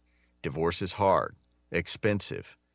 The company you can trust when it comes to building quality fencing and gates is looking for quality people to join the Fence Man team. If you are a fence builder or have building or welding experience, apply in person at 1213 North 32nd Street in Fort Smith. The Fence Man offers great pay and a $500 sign-on bonus. Join the top fence building team and get a $500 sign-on bonus. The Fence Man. Apply today in person at 1213 North 32nd Street in Fort Smith. The Fence Man is an equal opportunity employer. Now that's a dandy white perch. Big old slab. C'est bon, sacalé. One beautiful crappie. It's a paper mouth. Some serious crappie. Nice speck. We got crappies. They might go by different names, but all prefer the same thing. Bobby Garland, America's favorite. White perch, slab, sockeye, papermouth, crappie, speck, crappie baits. I call it dinner. BetOnline is the fastest and easiest way to wager on all your favorite sports, contests, and events with first-to-market odds and lines. Find reviews and news for every league, including Major League Baseball, NFL, NBA, NHL, combat sports, esports, and even golf. BetOnline continues to be the top online resource for all your sports information, from live in-game betting, props, and futures. Head to BetOnline today or use your mobile device to join today and make your first sports bet. Use our promo code BELIEVE50 to receive your 50% welcome bonus on your first deposit. That's BELIEVE, BLEAV 50. That's BELIEVE, BLEAV 50. Bet online, where the game starts. Ed Sheeran used to sing in the church choir, but now bad habits reveal his desire. The old saying goes, sow a thought, reap an action. Sow an action, reap a habit. Sow a habit, reap a character. Sow a character, reap a destiny. God knows you can't overcome. That's why the faith that saves is trusting what Jesus has already done. There's nothing else you can say or use or do. Bad habits lead to doom. I'm Pastor Heath from Woodland. Think about it. A pre-owned vehicle that won't break the bank? Good luck in this market. But wait, Joe knows good deals. That's right, Joe can get you in a pre-owned car as low as $269 a month, or a truck starting at only $299 a month. Joe knows how to give you more for your trade and save your hard-earned cash. Come see Joe at the Crane Used Car Supercenter, because Joe knows. U.S. Highway 71 in Fort Smith. Sometimes wounds just don't heal, and when they don't, reach out to the Tulsa Wound Center. They provide chronic wound care using all the latest technologies such as hyperbaric oxygen therapy, shockwave therapy, skin substitutes, and more. When it comes to life and limb, experience matters. Make sure you are being seen and treated by an experienced and certified wound physician. Founder and medical director Dr. Lam Lee has been a prominent wound care and hyperbaric physician for over 15 years. 10,000 patients can't be wrong. Online at TulsaWoundCenter.com or call 918-561-6661. Searching for the best UTV on the market but can't find it with any of the big name brands? That's where the Intimidator comes in. An American brand using American-made steel and built in Arkansas. Intimidator UTVs offer premium components as standard, unlike those other companies. Items such as doors, skid plates, heavy-duty frames, and comfortable seating, all at one comparable. By 540 on Highway 64. Make a wake, bait, and tackle. Your home for every Razorback football, basketball, and baseball game. ESPN 95.3. Hey, 2, 3, 4.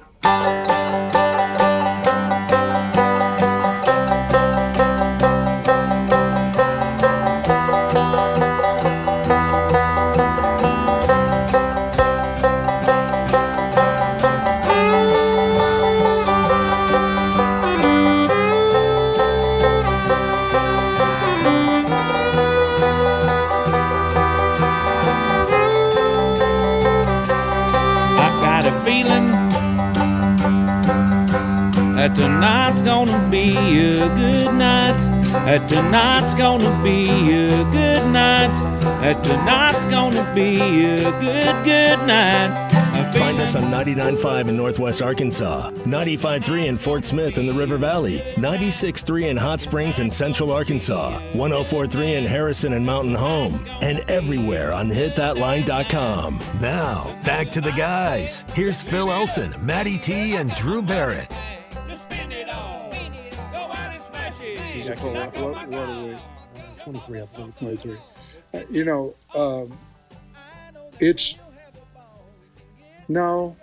really not. I mean, I look down in there and kind of figure out, where I think we fit and put it in there. It's hard preseason.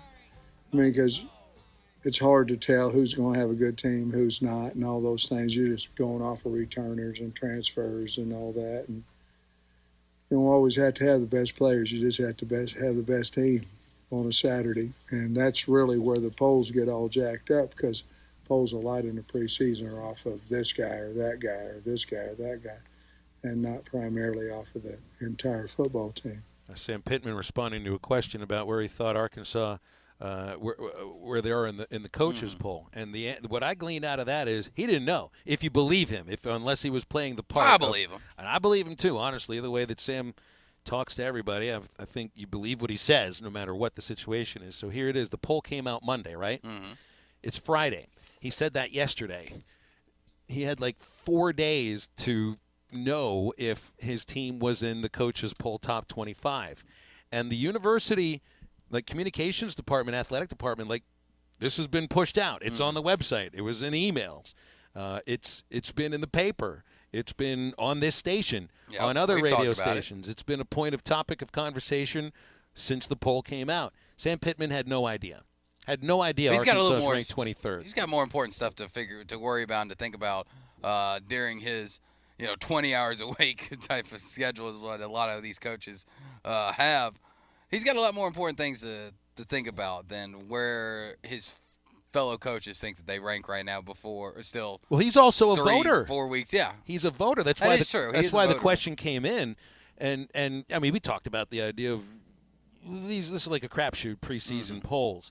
That's why it's really good. Like back when the AP used to choose its own champion, like that's why the preseason poll then actually meant something, because this was where you were starting from. Point, yeah. Instead of actually waiting until November, like the College Football Playoff Committee does, and you have a lot more information to go by. Otherwise, like Coach Pittman said, you're going by returners and what they did last year, and maybe this transfer works out and that transfer works out, and I think this coach does a good job and that coach does a good job. Like it's no way to set up a poll that eventually will decide who is the national champion. And so that's one reason why but there could have never been a worse way, a stupider way to choose a national champion than the way that it was done from the start of college football until the BCS actually became a thing. 98, yeah. So when Kevin Warren's obviously done great work with the Big Ten right now with the money that they're about to be bringing in. But when Kevin Warren talks about being a traditionalist for college football, that doesn't mean a damn thing. Tradition in college football choosing a champion has been, we have no idea what we're doing. So you got to find out what works. And I feel like the playoff, it does truly work. Now, I think that it would be better if we did expand it. Now, does that mean 6, 8, or 12? I'm more of a fan of 6 because the conversation of we got snubbed, it's never going to go away. That you expanded to 6, well, the 7th team is going to say we got it snubbed. You expanded 8, and it's their 9 team is going to say that.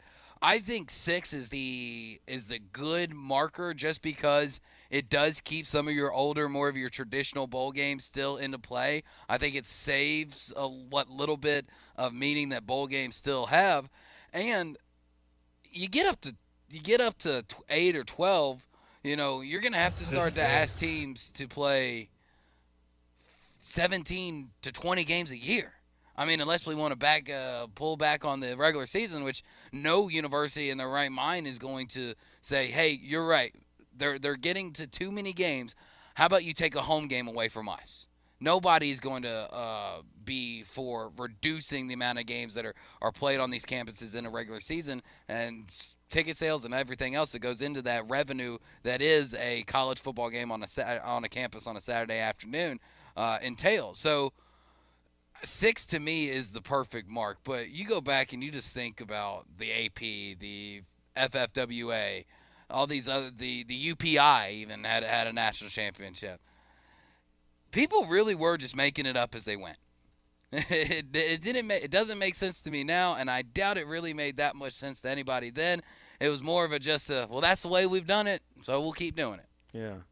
Well, just look at the rankings last year up to the top 6, and this was before the playoff games. Ohio State had 2 losses. You go further than that, Ohio State was 6, so they would have been in. Baylor, 2 losses. Ole Miss, 2 losses. Oklahoma State, 2 losses. Michigan State, 10 losses. Utah lost in that great Rose Bowl to Ohio State, so that was their 3rd loss.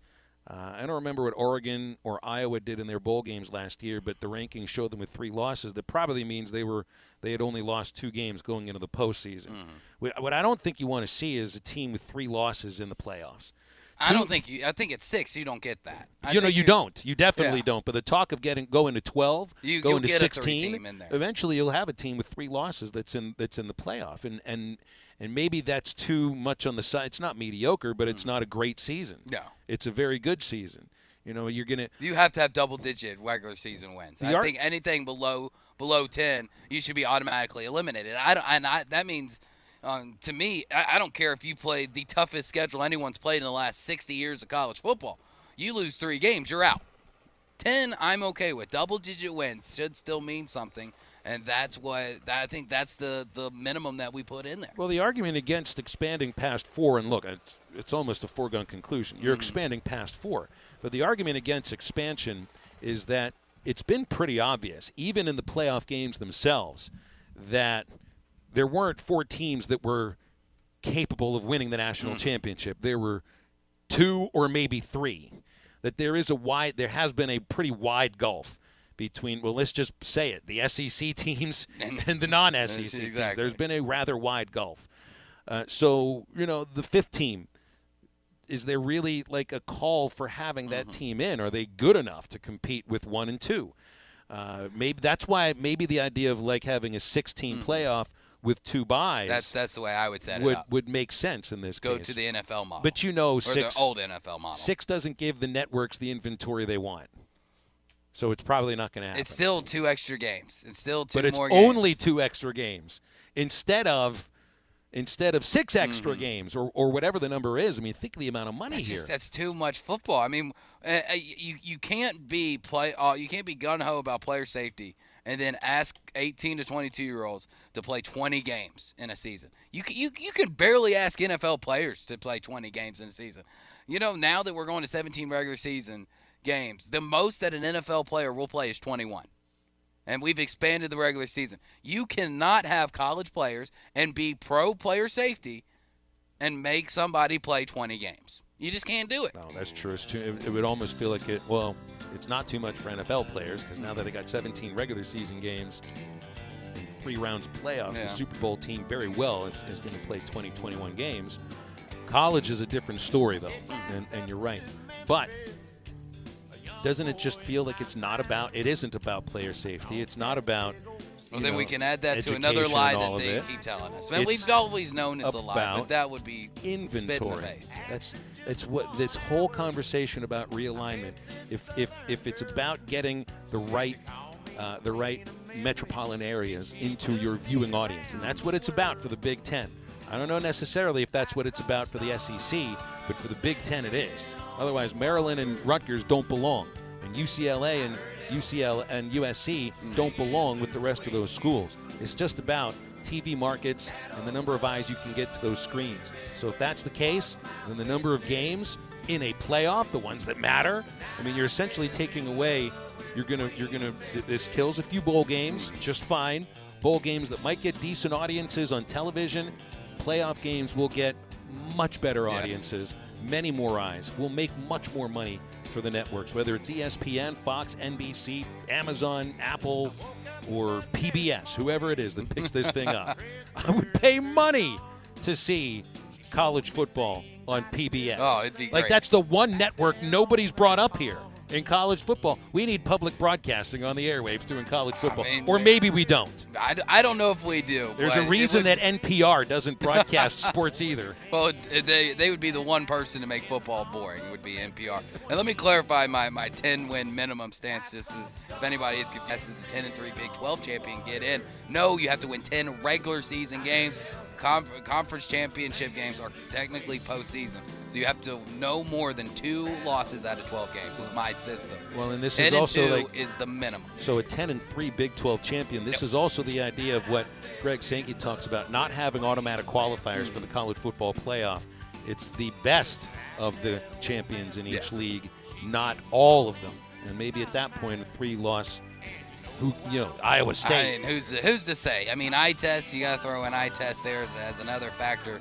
But in all of my years of watching college football, which I know is not that many compared to a lot of you out there, I've never seen a 3-loss team truly think that they were the best. I mean, 2. They're just not. You can play in for 2. I can get behind 2. Definitely get behind 1. 3. That's just too many. That's too much. That's too many stats. Too many numbers to show me that they're not the best. Friday specials at Joe's Grill and Cantina today in Fort Smith. Chicken fajitas $10. Steak fajitas are $11. You get your sides of beans and rice with it. Flavored margaritas are just $4 all day long at Joe's Grill and Cantina in Fort Smith. Of course, they got happy hour specials going from 3 to 6. Drinks are $1 off. Street tacos are just $2. And fajita nachos are $5 from 3 to 6. Those are your happy hour specials at Joe's Grill and Cantina. Download the Waiter app to order or joesfortsmith.com. You can always give them a visit across from Harps. Joe's Grill and Cantina in Fort Smith.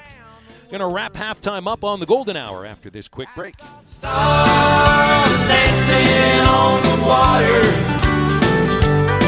I heard Elvis singing Blue Suede Shoes. That old muddy river was my witness. The night I fell in love with the Queen of Memphis. Visit Metters Lumber True Value for great deals on the supplies you need most. Right now, select your choice of Four Seasons Courtyard Green Deluxe Sports Chair or Blue Oversized Padded Quad Armchair for just $39.99. And keep your furnace working properly with your choice of Filtrete Ultra Allergen Furnace Filters. They're only $17.99. We can also help meet storage needs with your choice of Sterlite 18-gallon storage tote. Get these bargains of the month from Metters Lumber True Value while supplies last. Certain exclusion supplies, see store for details. Harry Robinson Buick GMC wants to buy your vehicle, and they'll pay top dollar today. Pre-owned car values are at an all-time high, and your car is worth more today than it ever will be again. If you are driving a 2013 model or newer with 120,000 miles or less, bring it to Harry Robinson Buick GMC, and they will pay you more for your trade. Even if you don't want to buy a new car, they will still buy yours. Harry Robinson Buick GMC, exit 11 off of I-540 in Fort Smith.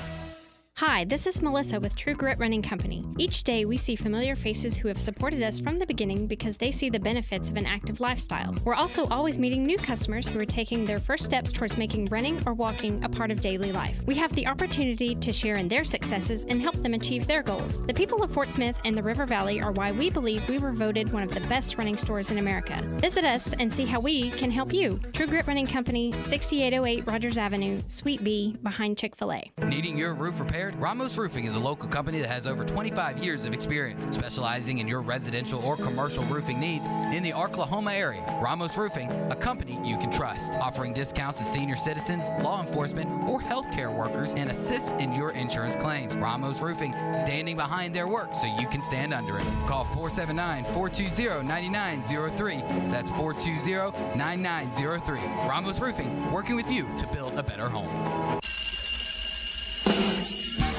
Razorback football, fantasy drafts, new school supplies. It's my favorite time of year. I'm Jackie Mock with Mock Legal Solutions. Born and raised in the River Valley, I know how crazy traffic can get this time of year. As kids head back to class, remember to use caution at crosswalks and in school zones. But not all accidents can be avoided. If you or your loved one is injured in a car wreck, call today. 479-769-1505. No win, no fee. Mock Legal Solutions. Real advice, reasonable price. Looking for a way to feed a crowd? Think Golden Corral. Banquets, weddings, birthdays, or any sort of gathering. Golden Corral can handle all of your catering needs, from plate and serve to buffet style as well. They also offer a selection of menus and packages customized to meet the needs of the client. For your next catering event, visit their website at grocatering.com or call Mariah at 522-7958. Relax. Golden Corral has you covered. Metal Mart offers high-quality, prefabricated metal buildings, metal roofing, custom trim shops, carports, and more. They strive to be the company where contractors as well as do-it-yourselfers are welcome. Metal Mart assists you in calculating the materials you need to complete your project, all at a rate you can afford. With locations in Fort Smith, Mayflower, Jonesboro, and Little Rock, or catch them online at metalmarts.com. Metal Mart, the right material for the right price. Peace of mind in buying a quality and well-maintained vehicle is top priority at Carco Auto Sales. Carco Auto Sales has been serving the River Valley and eastern Oklahoma for over 40 years and offers a variety of late model, low mileage vehicles at unbeatable values. Come see the team at 2810 Midland Boulevard today or give them a call at 783-1722. You can check them out online at buyfromcarco.com. Carco Auto Sales. When you're ready. Your home for every Razorback football, basketball, and baseball game. ESPN 95.3. Hey, Surrey!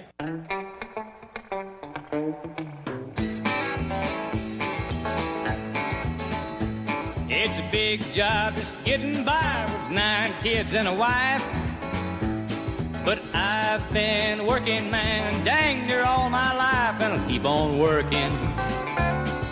Long as my 2 hands are fit to use. I'll drink my beer in a tavern, sing a little bit of these working man blues. Now, back to the guys. Here's Phil Elson, Matty T, and Drew Barrett. Work hard every day. I might get a little tired on the weekend. After I draw my pay, I'll go back working. And wrapping things up here on halftime as Drew and I finish things up here at the Ballparks of America in Branson. Arkansas has their first scrimmage tomorrow. Yeah, they do. Yep, they sure do. And we'll see if anything changes as far as the depth chart is concerned early next week. Sam Pittman did said, some things will happen in those scrimmages where things can change up a little bit. But if you missed us earlier in the show, Cam Ball and Marcus Miller are out of practice for the time being. Miller with a knee injury. Sam Pittman says that it's a very minor surgery, but will be out of practice at least for a couple of weeks.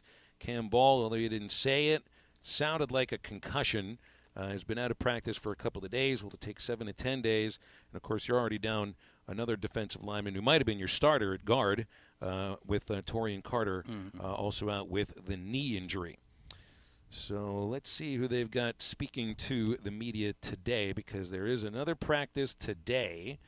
And it appears they've shaved practice down a little bit. Going to talk with linebackers coach Michael Scherer and linebackers as well. So I would assume that if you're going to have 2 linebackers, because they have 2 players at each of these post-game post-practice pressures, that's a mouthful. It's going to be Bumper Pool and Drew Sanders. I can't think of another linebacker to be putting out there. So Bumper's already spoken to the media. I think that was last week. It was Friday, I think he spoke to him along with Jalen Catalon. And do you put him out there again? Otherwise, I'm not sure which other linebackers you're going to put out there. Chris Paul, Jackson Woodard. I want to hear from Drew Sanders. Yeah, that's the one that I think all of us want to hear from, just to kind of see the comparisons of his short time here at Arkansas to kind of how everything's run in Alabama. I mean, that's something that I would definitely want to know about, is playing under, let's face it, the greatest coach in college football history, Nick Saban, to go from that to Arkansas. How do the two compare when it comes to how it's run and how everything is done? And you would think that things would be done pretty similar, because Kirby does a lot of things that Nick does, and obviously Sam does a lot of things that Kirby does. So you'd think that it's probably structure-wise and the way that it's run is probably similar.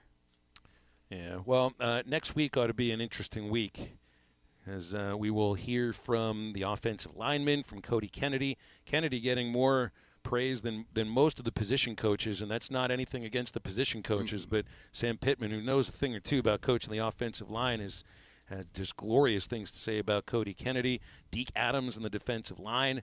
That'll be an interesting post-practice presser on Tuesday. We haven't talked too much about the special teams that took a big step forward last year under Scott Fountain. Cam Little and Reed Bauer will speak. We do hear from the coordinators next week, and it'll be the only time. I mean, the only time. Which I hate that. I want to hear from Barry and Kendall more. I don't know about on a week-to-week basis, but at least once a month. I mean, just kind of give us a recap. Let us pick their brains a little bit, and I think the fans would really want to hear from them too. But I get it. I get it. You're the head coach. You only want the information coming from your mouth. That way you can control it a little bit better. But it would be nice. Coach Odom speaks on Thursday, and then Kendall Briles on Friday, and then next week if your final scrimmage. There's 2 scrimmages that Arkansas has in the preseason camp, and tomorrow and next Saturday are the 2, and then they'll have a weekend, or they'll have a couple of practices the 4th weekend of this month, and it's pretty much just starting to get ready for Cincinnati at that point. All right, it's been a lot of fun being out here at the Ballparks of America in Branson. Hope they bring us out here next year. I do too. You got to come out and watch the championship games. 5 o'clock is the International Championship, Puerto Rico and Mexico. 7 o'clock is the American Championship, team from West Raleigh, North Carolina, against Jeffersontown, Kentucky. And the winners play for the whole damn thing tomorrow here in this. I think tomorrow they're also at the St. Louis Field here at the Ballparks of America. It's the old Red Roof Mall in Branson. So if you've never been here, you'll pull into the parking lot and you're going to be completely blown away. Because you pull in here thinking, well, this looks like a mall. There's actually 5 baseball fields built for the Babe Ruth League's Cal Ripken 70 Majors World Series. One of the most unique facilities for the sport in the country, and it is right here in our region. All right, we have gotten past the golden hour in our first 3-hour week. Yeah. I guess we can do this again next week, too. I'm for it. Be safe over the weekend. Drew, safe back, headed back to your home. I'll do the same. Jim Fitzgerald and the folks at ESPN 104.3 Harrison, thanks for having us up here, and to the Branson Convention and Visitors Bureau as well, and to the people with Babe Ruth's World Series. Put on a great tournament. For Drew, for Maddie, and everybody else, I'm Phil. Get up, get out, and get better. Tuesday